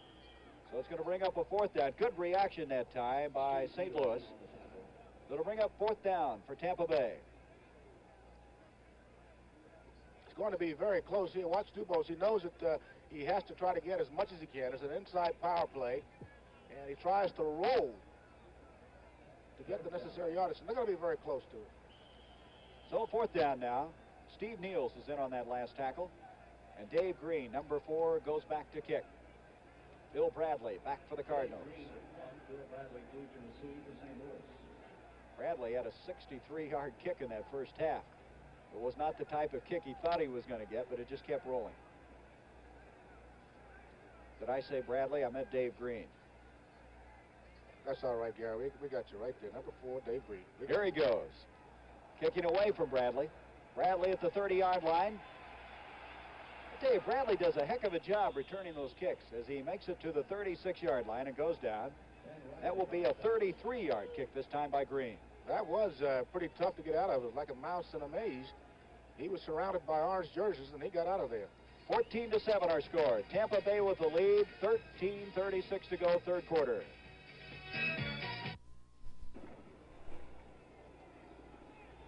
The Cardinals have the football at the 35-yard line. They've had a tough time rushing the ball. The leading rusher thus far is Wayne Morris, 7 carries for 30 yards. Only 68 yards on the ground thus far. Steve Jones in the backfield along with Wayne Morris, and this is Morris wedging it out to the 39-yard line. Last week, New Orleans with 92 yards rushing, and the Saints have had some good games as far as moving the ball on the ground. Dewey Selman making the tackle. Morris coming back in the attack, and the Cardinals glad to have him back. Gary, the running back position is one area where you cannot really let down, even though it might be your last ball game or you might not have an interest in playing. But once you touch the football, you've got to move. If you don't get moved, you're going to get your head torn off. 2nd down, 7. You speak as though you have experience. Oh, ho. 13 minutes to go in this 3rd quarter. Wayne Morris again. 40, 45, and I believe he's got the first down. Let's see where they mark it. That was Richard Wood that knocked the legs out from under him. As Wayne Morris just across the 45-yard line. His forward progress may have gotten him that first down. And it is. So St. Louis picking up the first down. This Morris is the type of guy that's very deceptive, Emerson. You look at him, you don't think he's as big as he is, but he has a big, strong legs. That's what you want to get if you're a running back, whether you have to run inside or out. You want to get your lower thighs in great shape along with your hips. A first down at the 46 for St. Louis. Come back to Morris again. He's a busy guy, but he's not going to go anywhere this time. Dave Lewis is there, Dewey Selman, also Richard Wood. All 3 of them reacted. Point of attack. Just absolutely nothing developed on that play at all. Helen Reddy sings and Ken Mayberry dances as the Carol Burnett Show once again, bright and Sunday at a new time tonight at 10 o'clock Eastern, right here on CBS. Did you say Sunday night? That's Sunday night. No wonder I couldn't find her last night. I'm looking for her. That's tonight, 10 o'clock, 9 Central, right here on CBS. From the 44-yard line, Gray to the top of the screen. It's now 2nd down and 12. A delay. That time, Steve Jones able to get to about the midfield stripe, and that's all. Oh, it's going to bring up still. Long yardage to go. About 6 yards to go. Dave Pear making the tackle. It looks as though Hart is content here with running the football. He's mixing it well with power plays, trying to come off tackle. Now a good draw play, which gives Steve Jones a lot of running room up the middle. Not enough to break it, but to get 4, 5, 6 yards. 3rd down and still 6 yards to go. Again, 2 receivers at the top of the screen, and Harris and Gray. Jimmy Hart Complete to Ike Harris, and Harris has a first down short of the 35-yard line. That's the same pass play earlier, Emerson, that he had Harris in the first half. He's going to do it until they can stop it. He finds that on third down situations, you're going to go back to what you used previously to get what you need, and this time he came right back to Harris with a little hook right down beyond the linebackers. Nice completion. So the ball now just short of the 35. First down, 14-7. The Cardinals trailing. Gray goes to the top of the screen. Steve Jones, Wayne Morris, the running backs. Hart wants to throw. Mel Gray. Mel Gray, looks like he got some tough footing down there after he went past the end zone, and he may be shaken up. We'll see. He just tangled up in the wires down there. So Mel Gray had his man beaten, but just a little overthrown. Emerson, you're playing a defensive back. You have number 85 flying down there. They must scare you a little bit, huh? I tell you what you got to do. You got to turn, you got to get on your horse, get on your motorcycle, anything with speed, and try to keep up, because this guy can blow past you. Try to hold his jersey when he goes by. Oh, yeah. And hope you don't get caught. Most guys that do try to hold him, they try to give it a short hold. Barely keep the fingers out from the jersey and hold on to it. Second down 10. By the way, Ike Harris has 4 catches in this game for 52 yards. He's played very, very well. Now Gray comes to the bottom of the screen. There's the stats on Jim Hart.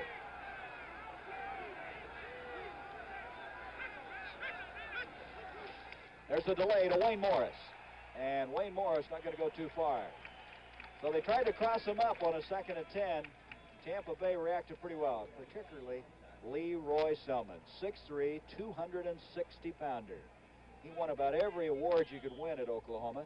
He was hurt last year. He had a knee injury, started just 6 games. He didn't require surgery, but he has come back, and what a job he's done. Many people ask about the draw play, but the draw play with a passing game is like mustard, having mustard on a hot dog. Once you can throw the ball well, or a quarterback that's noted to be a good passer will work the draw play a lot. This is 3rd and 7 now. Jim Otis has come in. Hart back to throw. Broken up, the flag. Great reaction that time by Dave Lewis, who got his hands up and batted that ball down. Hart had that trouble last week a couple of times. People reaching up, those big linemen. Lewis is a 6'4" linebacker.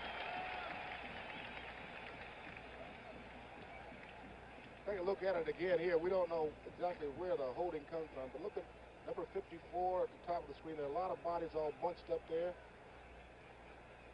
And what comes out is a yellow flag. Number 57, Dave Lewis, is held on him. He's on the left side of your screen.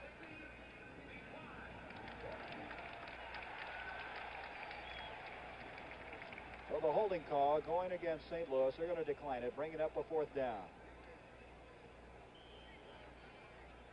Danny Reese will go back for this punt. Dwayne Carroll will be kicking from the 47 of the Buccaneers. 9:21 to go, 3rd quarter. So a drive by the Cardinals is stalled.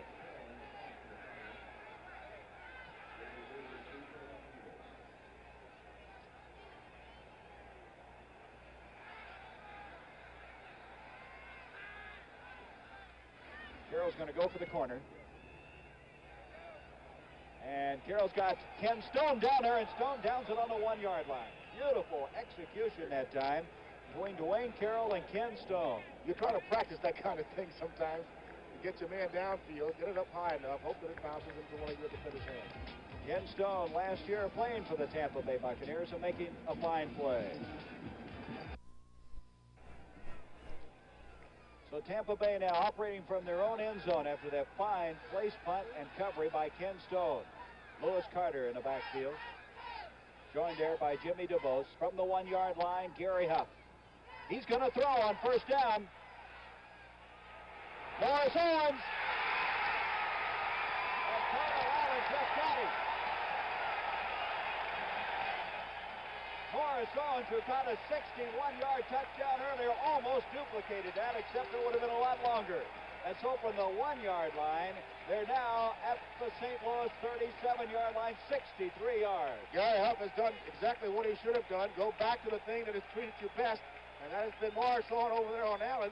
You go back where you hit goal before, and again, it's just not a nugget. It's a big chunk of gold, some 60 yards. 63 yards. He had a 61-yarder earlier, and Morris Owens is having a day.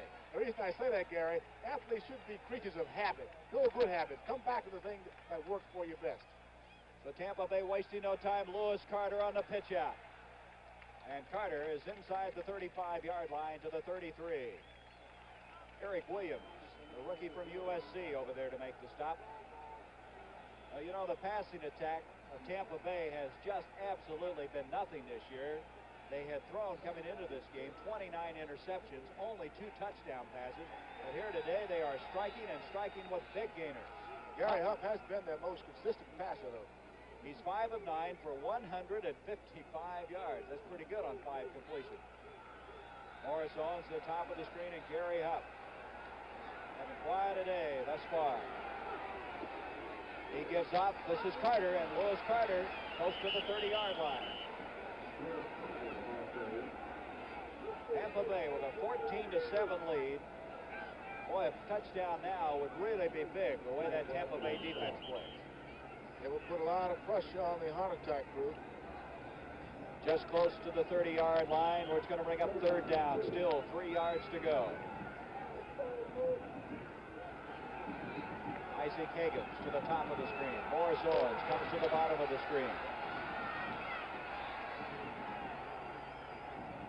On a 3rd and 3. Huff's going to throw. Far side, Higgins. Higgins trying to get the first down. He didn't get it. Carl Allen over there. Also coming over, Eric Williams. 4th down. Did you see that? Eric Williamson had the legs of Isaac Higgins. Watch number 55 at the top of your screen. He could have gotten himself a penalty here. They had stopped Higgins. Williams had him. Notice now 55, as he gets off the ground, he starts to drag him back as if you're in a rodeo event. Well, let's see. It's 4th down, and all indications are they're going to go for it. Mike Dawson coming in. Some changes being made, and we're going to have a timeout call by Tampa Bay.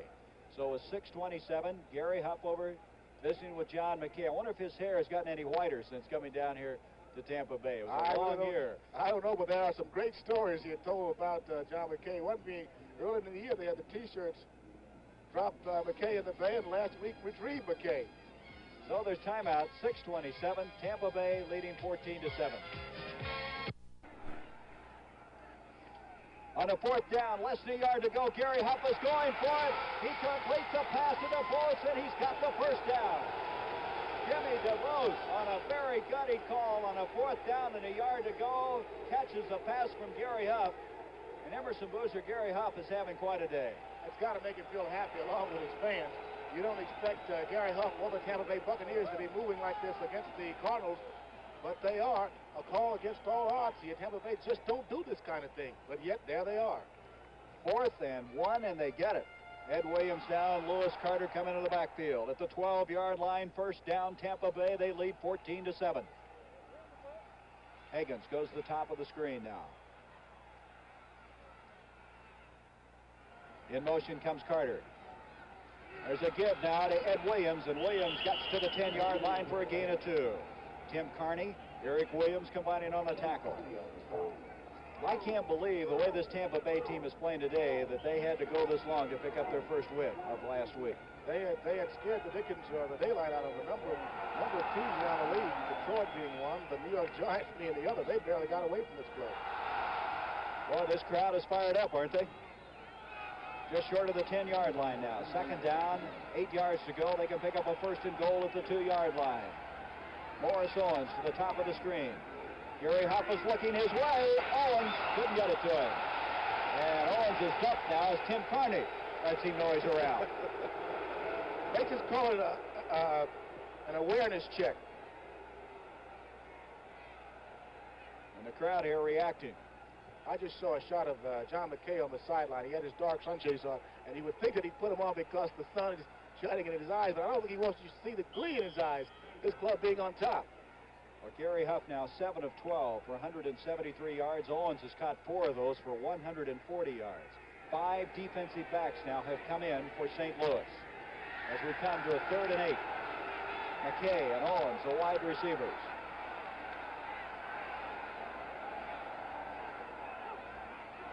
Give to Lewis Carter. He's got a convoy of blockers, but it breaks down. He's still on his feet. He got away from Ron Yankowski and then was able to get just short of the 5-yard line where it brings up 4th down. And the field goal team will be coming in. There was something definitely wrong with that play. Developed well. I think Carter was much too far off his convoy because everything opened up, and he should have been right there to take a break. Should have gotten much more out of that play. So Dave Green, who has kicked 5 of 10 field goals, will come in. This could be a very, very important field goal in this game with 4.5 minutes to go in the 3rd quarter. Green will be attempting a 22, let's make it a 23-yarder. They back up a yard. McKay will hold. Dave Green, he got it started low, but he got it. He didn't get that ball up very quickly. But it counts, and Tampa Bay now has taken a 17-7 lead. 23-yard field goal by Dave Green. And they're on their feet here at Tampa Stadium as the Buccaneers lead it. 3-3 in that big game in New Jersey, and we understand Walter Payton has carried the ball 12 times for 12 yards in that game. What a difficult chore he has today. Bill Bradley is back deep for this kick by Dave Green. Bradley coming out across the 25, and Bill Bradley winds his way to the 30-yard line, and he is destroyed as he goes to the sideline. 27-yard return, and Bill Bradley's been a highlight of this game for the Cardinals, his punt and kickoff return.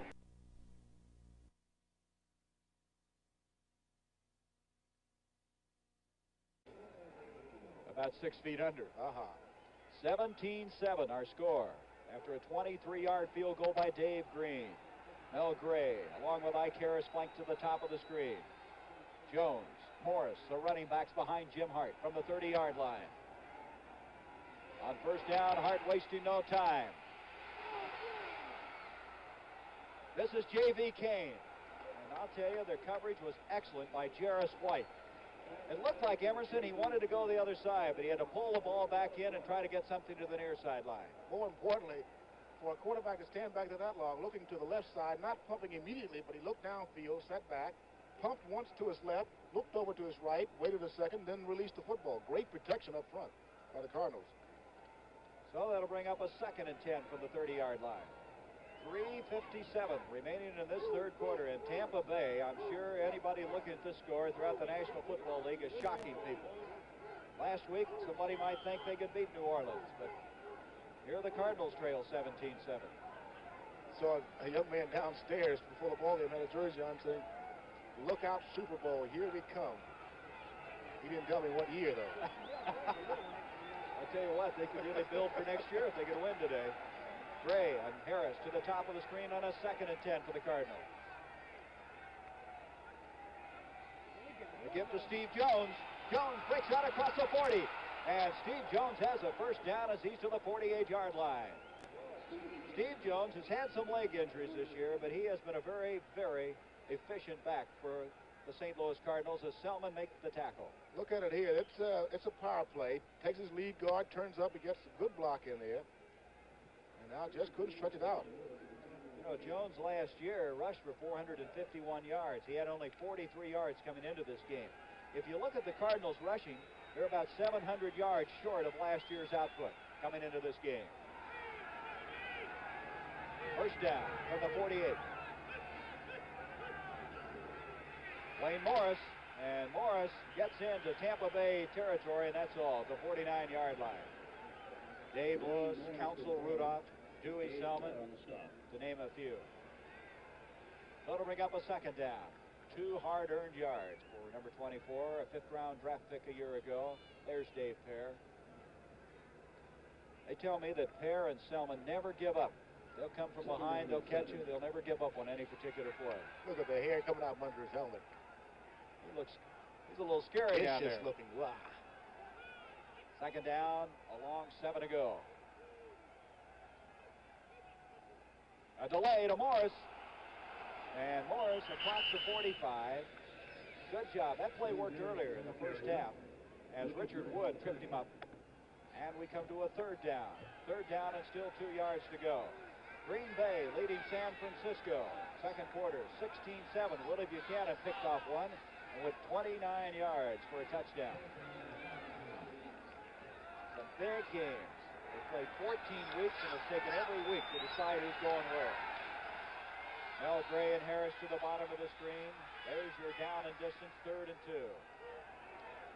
Steve Jones, a running back, along with Morris. Morris with the ball, and Morris trying to get the first down, and he's got it. Wayne Morris with some very resourceful running inside the 40-yard line. First down for the Cardinals. Of the last two running plays, Wayne Morris has shown me something.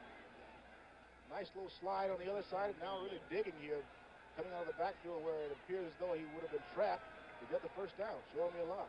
He has 56 yards now on 14 carries. Emerson, he's had some trouble with these vertebrae in his back. And he did not play last week, but didn't start today, but he's seeing a lot of action now. It's Otis and Morris in the backfield. First down.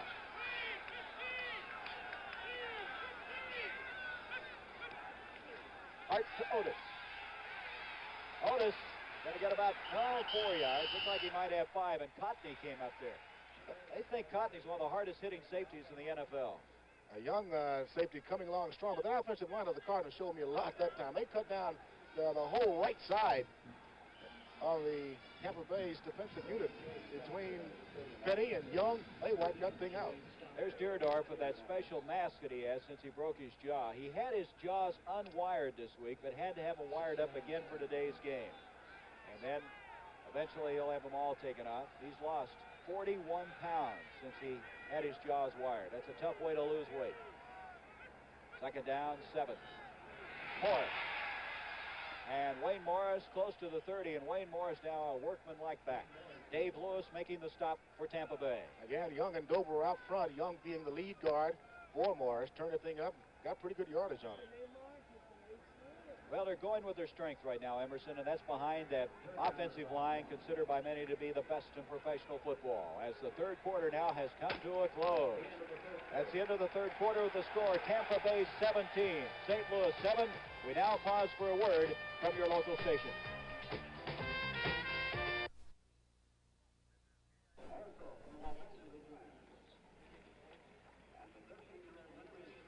Look at this score now, Emerson. The Giants leading 6-3. Joe Danello, the 19-yard field goal. In that game, the last we heard, Peyton had carried the ball 12 times for 12 yards.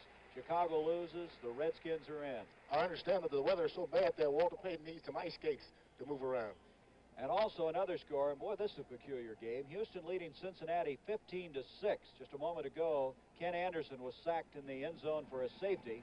Earlier in the game, Houston missed a point after, so that's a peculiar score. 15-6, and that's with 6:05 to go in the third quarter. Right here now, we come to a third down and a yard to go. Wayne Morris and Jim Otis are running backs. We start the fourth quarter. Here comes Otis out, and he's got the first down. And the Cardinals have 15 minutes to do something about this score as they trail 17-7, and right now Dave Lewis is unhappy about something. Dave Lewis. They feel he's a future All-Pro. There's that score. 15 points. Since the incident with the Miami Dolphins, Miami and St. Louis, no team will take any harassment from these St. Louis Cardinals. Jones and Morris continue to be the running backs as they now have first down. The ball just inside the 30, mark it at the 28.5. Thus far, the Cardinals with 12 first downs. Tampa with 10.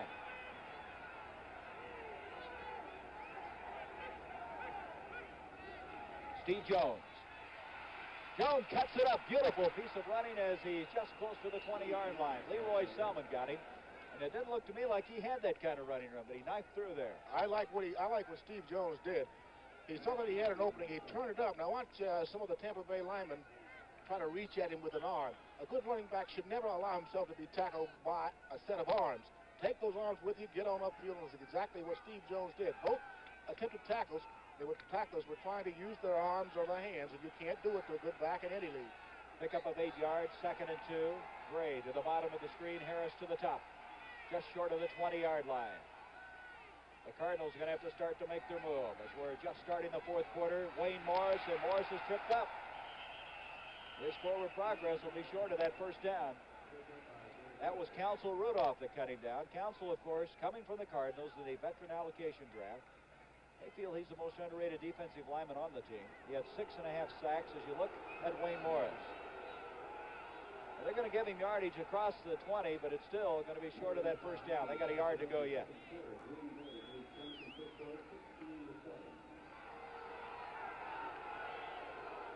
A yard to go now for that first down.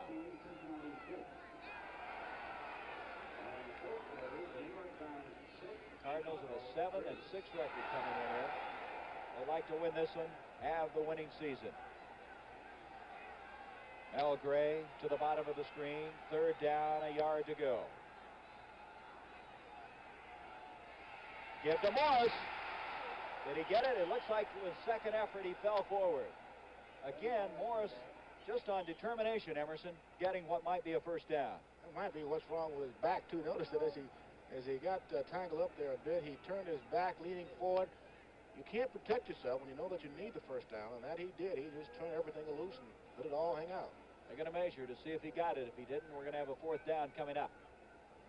When you're trailing 17-7 with 12:40 to go in the game, you might have a decision to make here.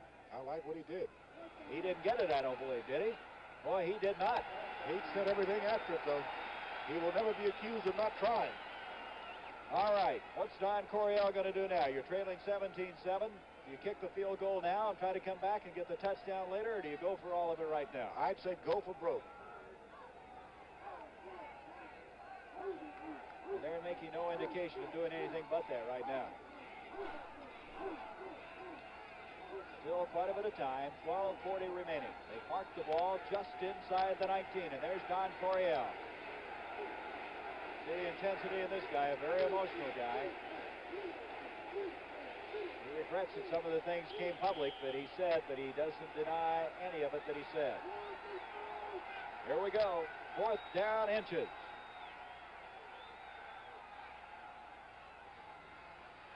Straight ahead, they got it. Looking at that short yardage situation, Gary. Wait a minute, the ball was fumbled. Tampa Bay recovered it. Looks like Dave Lewis getting up. That's Counsel Rudolph, number 78. That was a delay, wasn't it? Yes, it was. He went for broke, and then he comes out with nothing. And Dave Lewis is the guy that you're looking at now that recovered the fumble. And now Tampa Bay with a 17-7 lead and 12:22 left.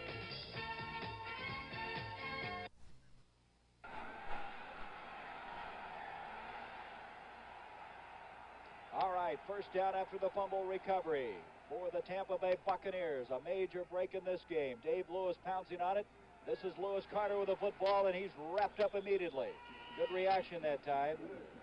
Coming over on the fly was Mike Dawson, number 73. Also Ken Reeves. On that last play, that was really difficult to spot the fumble. It was all in the middle of the pileup when all of a sudden Dave Lewis with the fumble recovery at the 12:22 mark. So after apparently getting it on 4th and 1, they lose the football.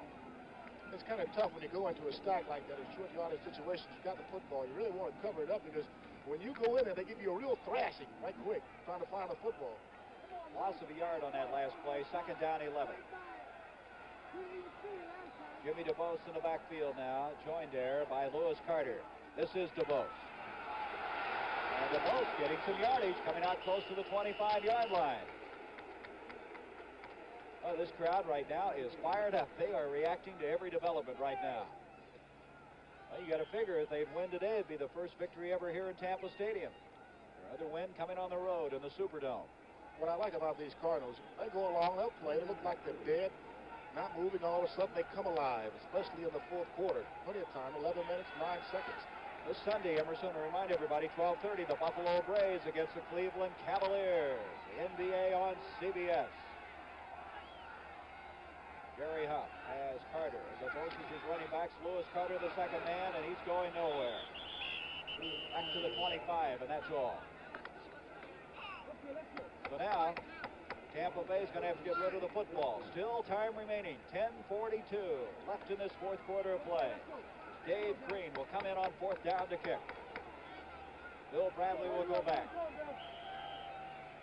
Well, I tell you, Emerson, that's going to be tough to punt and do the placements also. You're a busy man out there.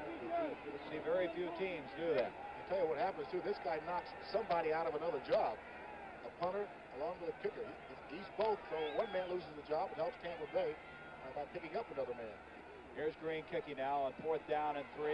Beautiful kick. Bill Bradley going back at the 30. And that's all he's going to get to the 30-yard line. Larry Mucker, who is one of the outstanding special teams player in the NFL. Down there, the rookie from Arizona State to cover him just short of the 30. And the Cardinals, with their work cut out for them, trailing 17-7. And a moon over Tampa Bay. Is that over Miami? I don't know. But anyway, there's our score, 17-7. Beautiful day here in the Tampa Bay area. Right now, St. Louis having their work cut out for him. The ball at the 29-yard line, trailing 17-7. Ike Harris has got it, and he has a first down. So Jim Hart now is going to try to bring him back. They've been in this situation so often. Some scores. Atlanta leading New Orleans 28-7. That's in the third quarter. Artkowski throwing a touchdown pass in that game. And Green Bay now has taken the lead over San Francisco 16-14. I understand the Bears have scored on the Giants, too, Gary. We'll update that as soon as possible, as we'll keep you posted on the activity in the National Football League. They did score, but they missed the point after, and that's been the story today everywhere. Here's Hart. Hart going down here for Mel Gray. And it's intercepted by Mike Washington. He'll be rolled down, but another big interception. And this team, this Tampa Bay team, had 6 interceptions last week, and they picked off 2 today. Topney with 1, and now Mike Washington. He had Mel Gray covered very well on that one. It looks as though Jim Hart really shouldn't have thrown that one, because Washington had the inside position on Mel Gray. And once you throw the ball inside, let's watch it again. Once you throw that ball inside, there's no other choice but for the defender to catch the football. You'll see Washington come into your screen at the left side there. He looks like the intended receiver. Ball shouldn't have been thrown.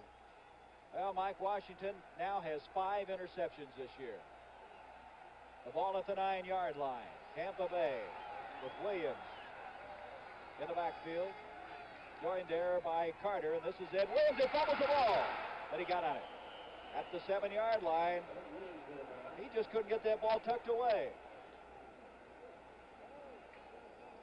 Looking ahead now, the NFL playoffs, and we're still waiting to see who's going to be in this one, Emerson. I'll tell you, this has been some year, but Monday, December 26th, we'll have that NFL playoff doubleheader.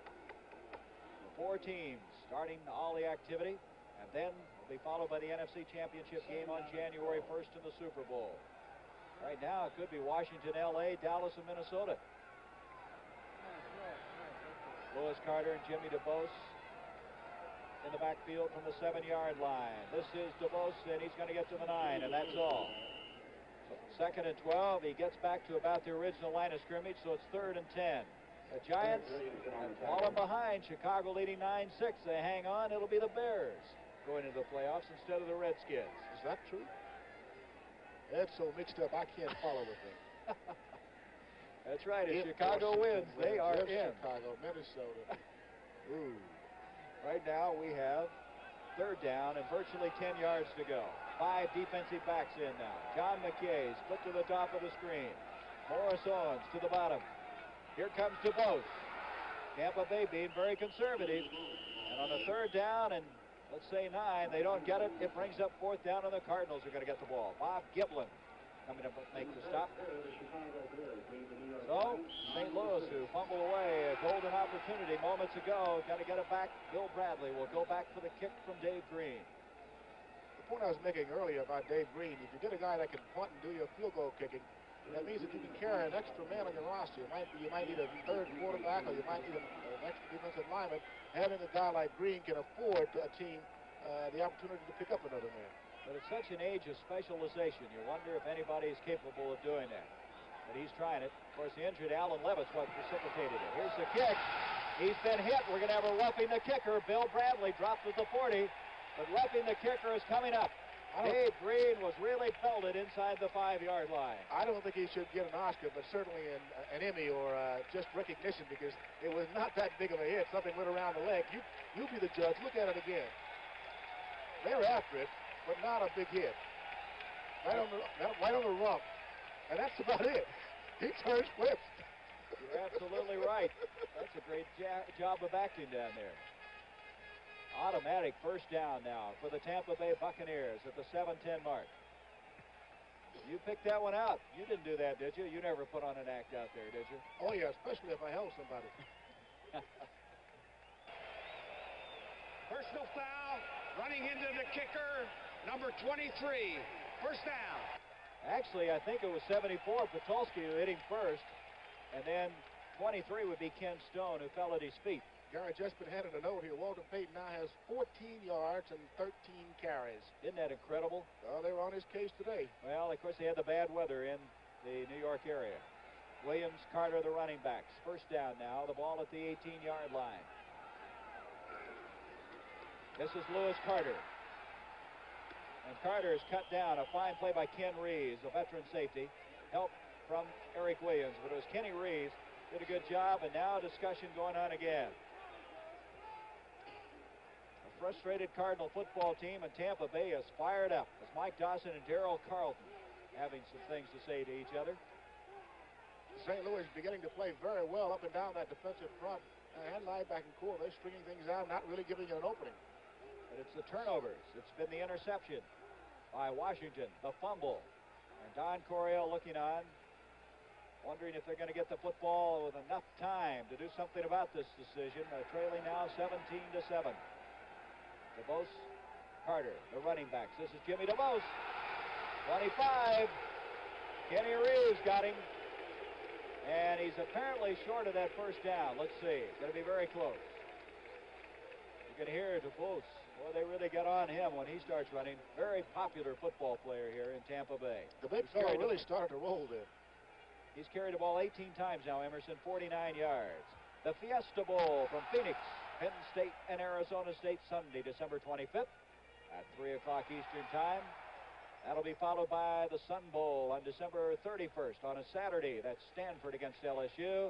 And a biggie, the Cotton Bowl, Texas against Notre Dame. That's the day after New Year's, January 2nd, Monday, right here on CBS. A yard short of the first down, and nothing developed on that play. Gary Huff, I guess, trying to go forward on it. Got a timeout right now as they look things over. He just disappeared from view on that play. It's like running into a haystack, sticking your head into a haystack. Looks like Charlie Davis getting up a little slow there. The only difference in sticking your head in a haystack and sticking it into a pile of bodies like that, they tend to whip on it a little bit. You think they got it? It's going to be close. They didn't have much, about a yard to pick it up. Let's look at it again and see if we can figure out what happened here. Watch him stick his head in there now.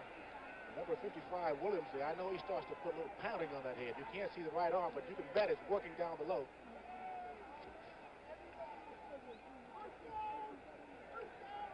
And they got it. First down.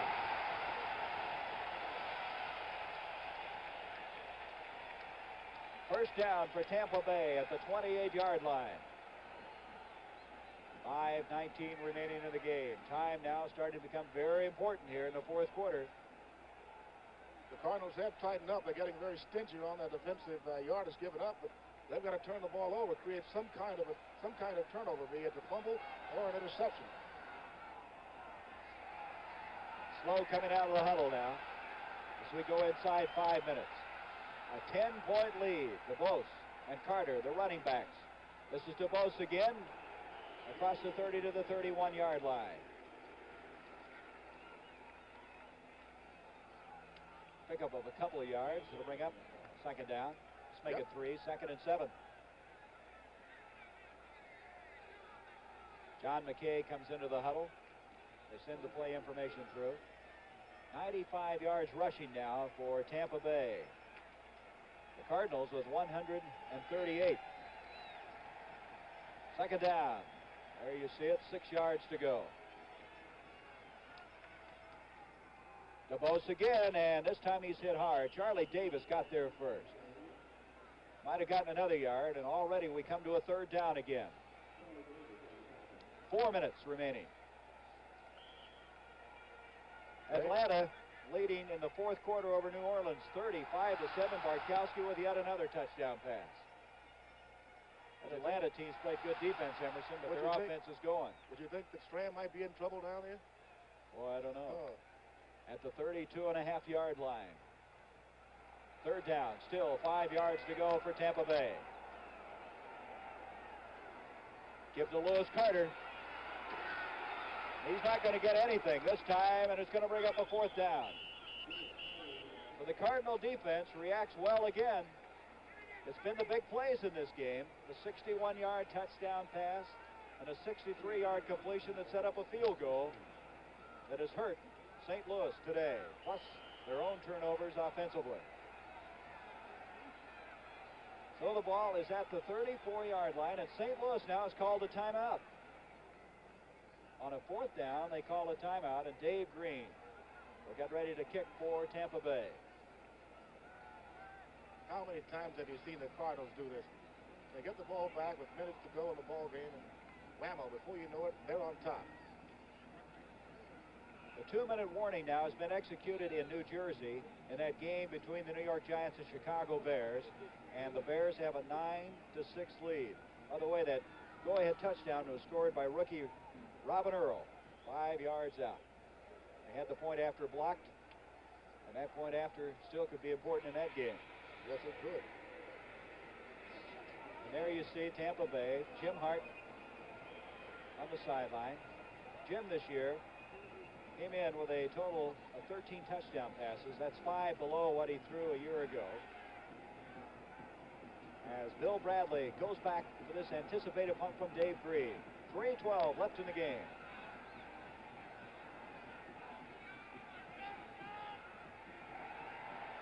Bradley saying stay away from it. They're going to let it hit. And the ball's going to roll inside the 35-yard line of St. Louis, and the Cardinals now with 3 minutes left in the game after a 31-yard kick. Down by 10 points.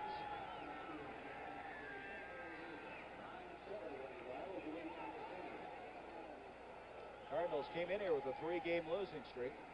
They'd hate to finish out with 4 in a row, but right now they're in danger of that happening. We'll be back with the final 3 minutes from Tampa Stadium in just a moment.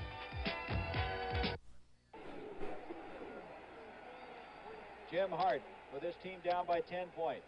3 minutes remaining in the game. They have the ball at the 34-yard line. Hart, 10 of 18 today for 87 yards and 2 interceptions. Hart on first down. To Jerry Latin. He fumbled the ball, but he recovered it. Now they're going to roll it a completion? No, incomplete. Incomplete pass, 2nd and 10. That's kind of strange, though. You see that? Kind of nonchalant about whether to get on that ball. Oh, yeah. Houston now leading Cincinnati 15-13. After a 15-6 lead, Ken Anderson hit Pat McAnally. 11-yard touchdown pass. That's in the fourth quarter now. At the 34-yard line, 2nd and 10.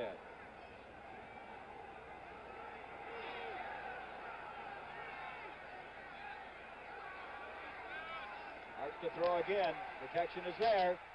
Complete. Steve Jones, he's got a first down. Steve Jones, who's one of the fine receivers for any back in the National Football League, latched onto that one. First down. Last year, he had a very, very fine year, probably his finest in the NFL.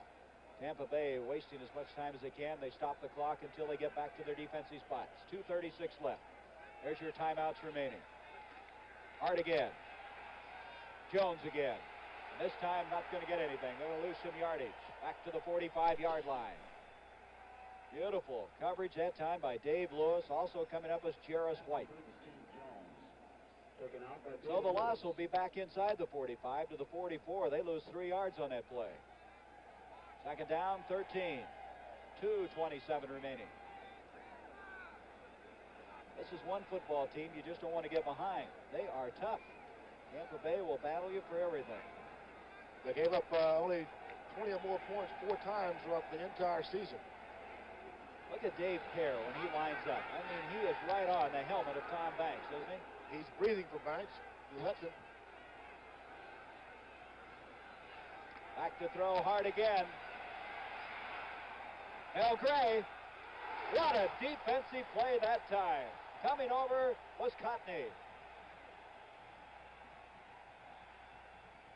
We have an update on that Giant and Chicago Bear game. Is now tied 9-9 with 38 seconds to go. Looks like they're going to go to overtime, and there's a lot to be decided in that game, deciding the fate of whether Chicago or Washington goes to the playoffs. You think the Redskins aren't watching that game? They're on the edges of the chairs, hanging from the rafters. I bet George Allen's got through at least 4 ice cream cones. And worn out the bib of 2 of his caps. Third down now. 13 yards to go. Boy, what a defensive play by Cotney just a moment ago. Hart again. Throwing the ball to Gray. He came back and he got it, and that's the first down. And that ball, I think it may have slipped a little out of Jim Hart's hand. And the 2-minute warning now approaching. Another first down as Mel Gray, coming back to the ball, latches onto it.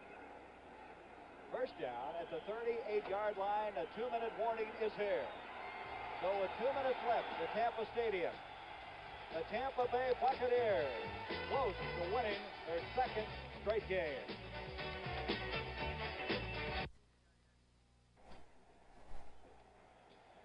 Jim Hart has just returned from the sideline. The 2-minute warning has just been executed.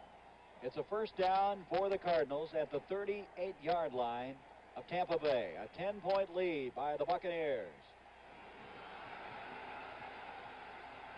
The Cardinals in danger of losing their 4th in a row.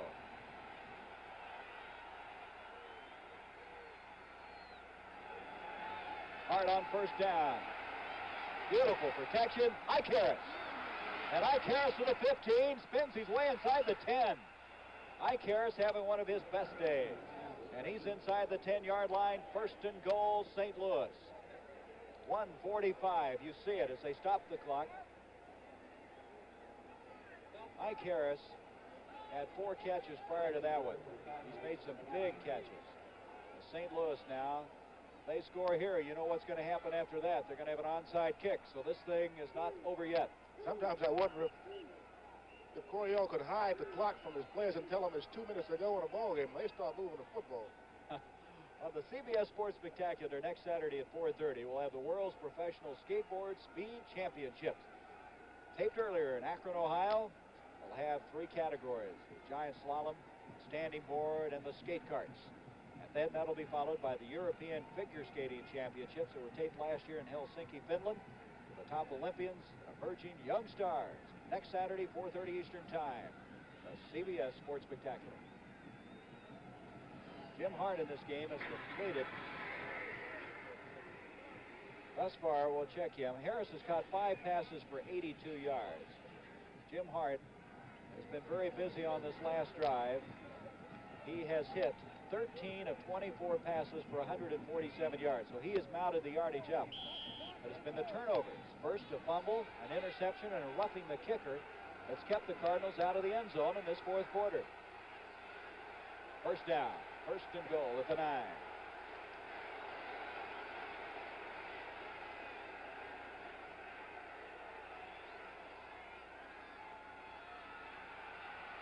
Hart on first down. Boy, that pass was in danger of being picked off and raced all the way to the other end. Cecil Johnson down there. That play didn't develop very well, Emerson. That was somewhat of a safety valve type with a screen set up in front of it. If things had broken downfield as it first took a look, he used to flip the ball out there, which he already had a screen set up, but threw the ball a little bit too hard and couldn't get a handle on it. Look at Counsell Rudolph looking at Jim Hart, former teammates. Rudolph for the Cardinals. Jim Hart now has a 2nd and goal at the 9. 1:40 remaining in this game. The Cardinals down by 10. If they could score here, then try the onside kick. They're not out of it yet. Counsell was probably saying to Jim Hart, why didn't you hold the football a little bit longer, just a wee bit longer? Not have been there with you. The Cardinals battling uphill. Boy, they have been in this position so often. They're going to have to hurry. They have 6 seconds to snap the ball. They got it away. A flag on the play. Hart throwing. Icarus. He's in the end zone. for the touchdown, but wait a minute. There is a flag. Let's wait and see. That flag went into the air just about the time the ball was snapped. Bernie Ullman, the official. The illegal procedure.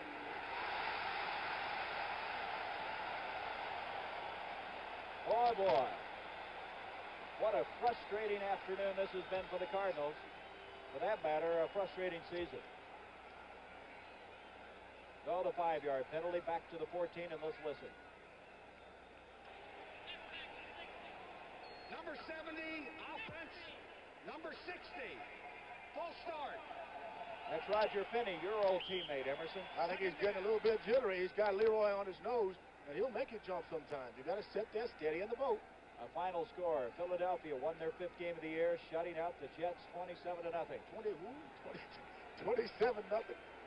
On the 14-yard line now. I'm sure Michael is hot in New York. Second and goal now from the 14. There's your time in the right-hand corner of the screen. Hart. Going for the corner, Ike Harris, but just nothing doing on that play. Beautiful coverage that time by Tampa Bay. At Tampa Bay secondary, they picked up Jarris White from Miami, Cotney from the Houston Oilers, Cedric Brown from the Oakland Raiders, and Mike Washington from the Baltimore Colts, and they're playing together like they were all drafted together. He got a little bit from here, a little bit from there, but the most important thing that McKay has done with his defensive club is that he started the same group at the start of the preseason, and they've gone right on down, 14 NFL games. So now it's third down. Third and goal from the 14. The original line of scrimmage, the 9-yard line.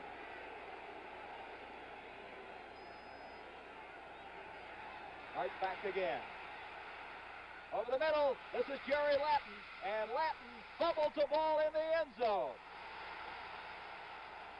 And it's going to be a touchback.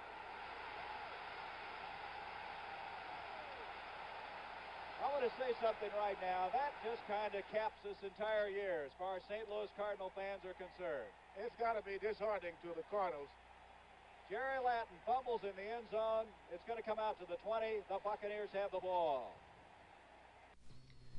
Want to cut your fuel bills? Whether your house is new or old, put insulation everywhere. It can save you money. Your attic, you need a 6 to 12-inch blanket of pink Owens Corning fiberglass. Walls, full insulation. Unheated crawl space, insulate below the floor. Live where it's cold, insulate basement walls. See your Owens Corning fiberglass supplier to learn all about insulation. Insulation is cheaper than oil. At the 20-yard line, Tampa Bay has the ball after the fumble recovery. And now Lewis Carter jams it out to 25. We just looked down to the left of us, and Abe Gibran, the defensive coordinator for Tampa Bay, lighted up a victory cigar and left the booth. Can he really? It's all over. Well, Tampa Bay has to be excited. Let's look at the play once again. The pass to Jerry Latin. Latin makes a fine catch here, and he's a victim of his own effort. He's got the ball in his right arm. Then he hits upfield trying to get in, but he leaves the ball hanging a lot. You can't really blame the guy for that. But it comes loose, squirts into the end zone. A number of things that have happened to this St. Louis club all year long. Well, it went out. Nobody got on it, but of course the Cardinals didn't get on it. That's a big story, so it is a touchback. At the 25-yard line, 2nd and 5. Here's Lewis Carter again for a yard. And with 25 seconds, it's all over. And Tampa Bay, who was frustrated all year long. We have an overtime. Look at that in Chicago and the Giants. But Tampa Bay, that's been frustrated all year long, is finishing on an upbeat, winning their last 2 games of the 77 season. On the other hand, a complete reversal from that, the Cardinals going down to their 4th straight loss. And they're going to finish at 7-7 for the year. A timeout is called with 19 seconds, but it's all academic right now. Well, I tell you, I just didn't know what to expect as far as the Cardinals were concerned in their performance, Emerson, because of what had happened all week long. But I think you just have to give credit to Tampa Bay. They have played extremely well. I want to know how much of a letdown has it been for the Cardinals, knowing that they are a club that can score lots of points, and at this point they've got 7 points on the board. It is not the Cardinal club that can score 21 points in the closing 2 minutes. One missing ingredient, though, is Terry Metcalf. Look ahead now. Next Sunday, the NBA on CBS. The Buffalo Braves and Cleveland Cavaliers. The NBA season on CBS will continue right through to the championship game. Gary Huff giving off again to Carter. Carter just wasting time of 14 seconds.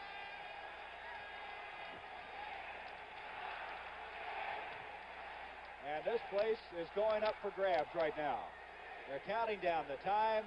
2 seconds, 1 second, and this game is over. And Tampa Bay, an ecstatic crowd of better than 65,000, comes onto the field. They're coming onto the field here in Tampa. That's the end of the game, and the final score, Tampa Bay 17, the Cards 7. We'll be back at the Tampa Stadium in just a moment. Gary Bender along with Emerson Boozer, and you can see an ecstatic crowd here at Tampa Stadium. You would think that Tampa Bay is just qualified for the playoffs. Well, they finish off in a sensational way. You got to give them credit, Emerson. They've had a good defense all year long. They had 33 points last week against New Orleans. They come through here with 17 today, and that definitely has to wipe out a lot of frustration as far as Tampa Bay is concerned. Now the big story is, will Don Coryell return as the head coach of the St. Louis Cardinals, a team that finishes on a downbeat, losing 4 consecutive games. 17-7 our score here at Tampa Stadium.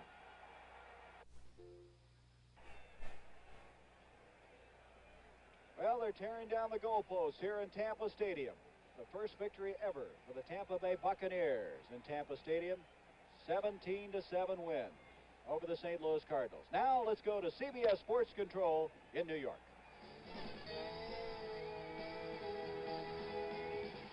Doug Plank has just intercepted a pass for the Chicago Bears in overtime against the New York Giants. At stake is whether Chicago or Washington winds up in the playoffs. The Bears cannot settle for a tie in overtime. They must beat the Giants. You are looking live right now. The ball down about the Giants' 25. Robin Earl on the fumble. I believe he got back down on top of it. Greg Latta is motioning that Chicago has held possession. Now Chicago is lucky to still be alive. The Giants have dropped one would-be touchdown pass after another. Here's the replay on the fumble, and you can see big Robin Earl, who probably is the biggest running back in the National Football League, go down on the ball. We'll stay right with that game for you now. They are in overtime, and again, if Chicago wins it, they will open up the playoffs in Dallas a week from tomorrow. Here it is, 2nd and 6. This is Walter Payton, who's been held in check. So there will be a big third down with Van Pelt and John Mendenhall on the stop for the New York Giants. So again, it would be Chicago and Dallas if the Bears can get 3 points here in sudden death. The second game would be Los Angeles hosting Minnesota. And we now have a release on the starting times. The first game, a week from Monday, will start at 2 p.m. Eastern Time. The second game from Los Angeles will start at 6 o'clock Eastern Time or 3 o'clock out in the Los Angeles Coliseum. Right now, Chicago has a third down, and it is Big Earl pounding right straight ahead. Jack Pardee now must decide whether or not to set up and attempt the field goal right here. And across the field, conditions have been absolutely treacherous in this game. And here is Thomas. He's had an extra point blocked in this game already. He started out on the field, and you can see him heading back. Well, I tell you, it's a shame that this kind of a game has to be played under such poor field conditions. But both of these teams have simply sold themselves out. They've played their hearts out right down to the hilt. We are in overtime play, and the Bears are trying to decide if they should go for a field goal. Yeah, Thomas is out there, so they're going to kick it. Now the pressure is squarely on the center. Neal will snap it to him. And again, Thomas had one blocked, and if you're wondering about that extra point that was blocked, the pressure came from the right side of the Giants' defense or the left side of the Chicago blocking wall, if you prefer. Avellini will put it down for him. Brent, that's at the 25 where they're going to spot it, Irv. That's a 35-yard attempt. I'm really sorry, Brent, but one of the most important factors here is that Thomas must be able to plant his left foot firmly and swing through with his right leg, and he's had some difficulty maintaining his footing. He tried an extra point earlier where he slipped and couldn't quite get into the ball. So just remember, he's a soccer-style kicker. He'll come through very strongly with that left leg. He'll plant that leg and swing his way through that. Now, if he can get good footing, he may be able to get it through the uprights. You are looking live at coverage from the Meadowlands. It began raining in the New York area early this morning. Then that rain turned into hail and snow. It has been a treacherous surface. When regulation time ended, Walter Payton had been held to 39 yards in 15 carries. And, of course, Walter needed 199 yards to pass O.J. Simpson, but, Irv, he never had a chance. Not really. I think they decided when they came out and saw the field conditions that the record was not a possibility. All Jack Pardee wants is a field goal right here and a win and go home with that, and he'll be satisfied. At stake, not only for Chicago, is whether or not Washington will go to the playoffs. A 35-yard attempt. It was a wobbly snap, and it looks like it was off to the left. No good. And now, let's go away as that game continues and take you around the league and get you up to date with all of the scores. The game you were just watching, of course, is in overtime right now. And the score in that contest, well, you know it's tied at 9. Now we go to the New Orleans-Atlanta, and Atlanta is routing them by a score of 35-7. Now in the fourth quarter, more wool for Hank Stram, who last week lost to Tampa Bay. And Tampa Bay now has a modest winning streak of 2 as they beat St. Louis. And, you know, the Cardinals just had to be terribly down for this game because they seemed to be a cinch for the playoffs a few weeks ago. What happened to them? Well, I don't know, Brent. You know, they seem to have fallen apart the last 3 or 4 weeks, but still, a loss to Tampa Bay, and the Cardinals, as good as they are, really, I'm sure they're really doing some second-guessing right now as to what's happened to their organization. All right, Philadelphia beats the New York Jets 27-0. So if the Giants should happen to go on and lose to the Bears, Philadelphia would finish ahead of them in the standings. That would affect next year's schedule. Cincinnati and Houston. Cincinnati needed a win. They are in trouble. They trail at 21-13. Now all the Steelers have to do is show up to get into the playoffs. San Francisco and Green Bay, and the Packers lead it by 2 points. They are in the third quarter, and San Francisco had to come from behind several times in that game, but the Packers now back in command. And let us now return you to the stadium in Tampa. Okay, Brent, thank you very much. And there's bedlam here at Tampa Stadium as they're tearing down the goalposts. They've successfully torn down the one to our left. The one to the right they were able to salvage as this enthusiastic crowd of better than 65,000 witnessing the first win ever at home by the Tampa Bay Buccaneers. And, of course, the question was asked a moment ago, Brent, talking to Irv Cross, as to what is wrong with the St. Louis Cardinals, what's going to have to happen.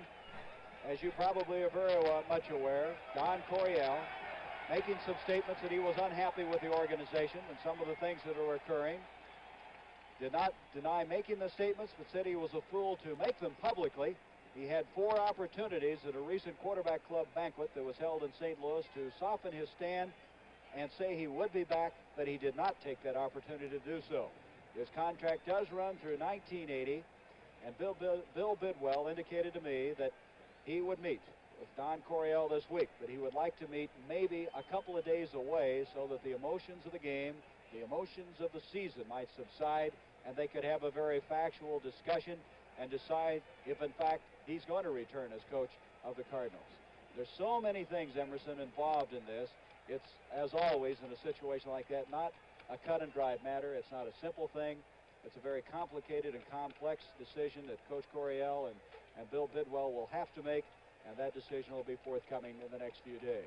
We certainly hope that Coryell remains in St. Louis because he's done a remarkable job while at St. Louis. It's taken a ball club that put him into the playoffs 4 out of 5 years that he's there, and that's a record in itself for any coach coming out of the collegiate ranks and having such instant success.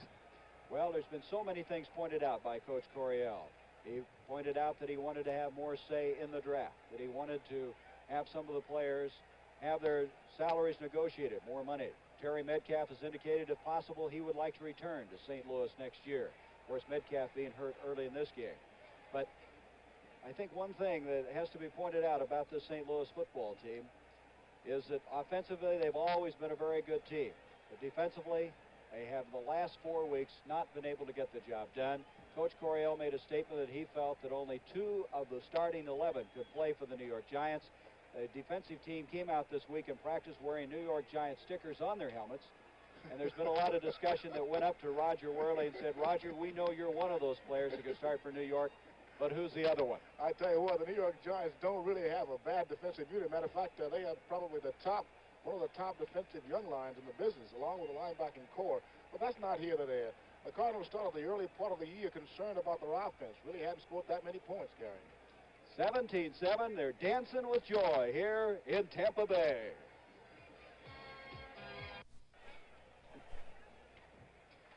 Well, they're milling around on the field.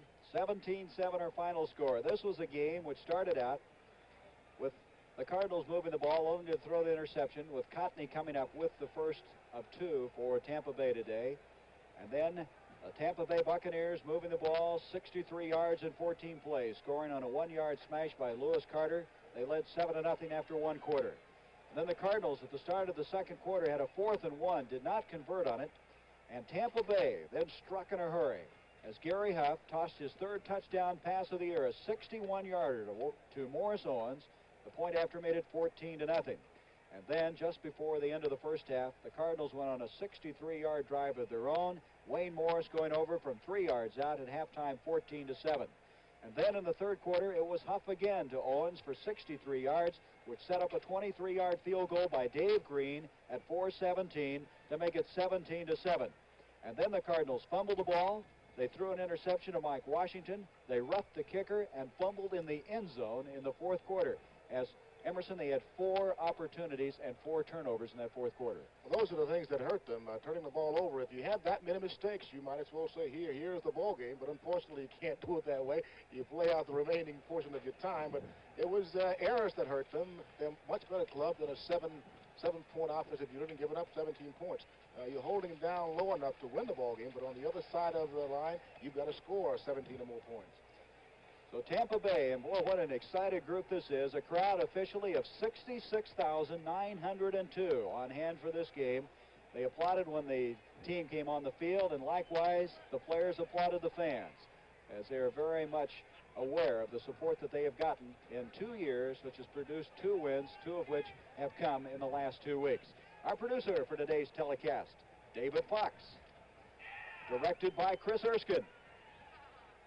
And Rupert Koenigks on the New Orleans area, our associate producer. Some young man is all hung up down there. Marty Murphy, our engineer in charge, our EIC. Gentlemen, we thank you very much for your help here.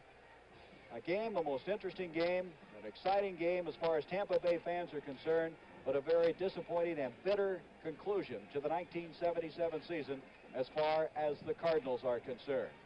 So 77 comes to a close. 14 weeks of football.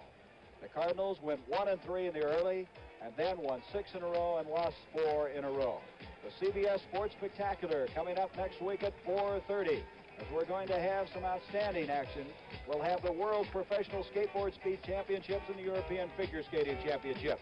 Gary Bender speaking for Emerson Boozer, saying so long from Tampa Stadium. 17-7, Tampa Bay defeating St. Louis. The NFL Today is a presentation of CBS Sports. This is CBS.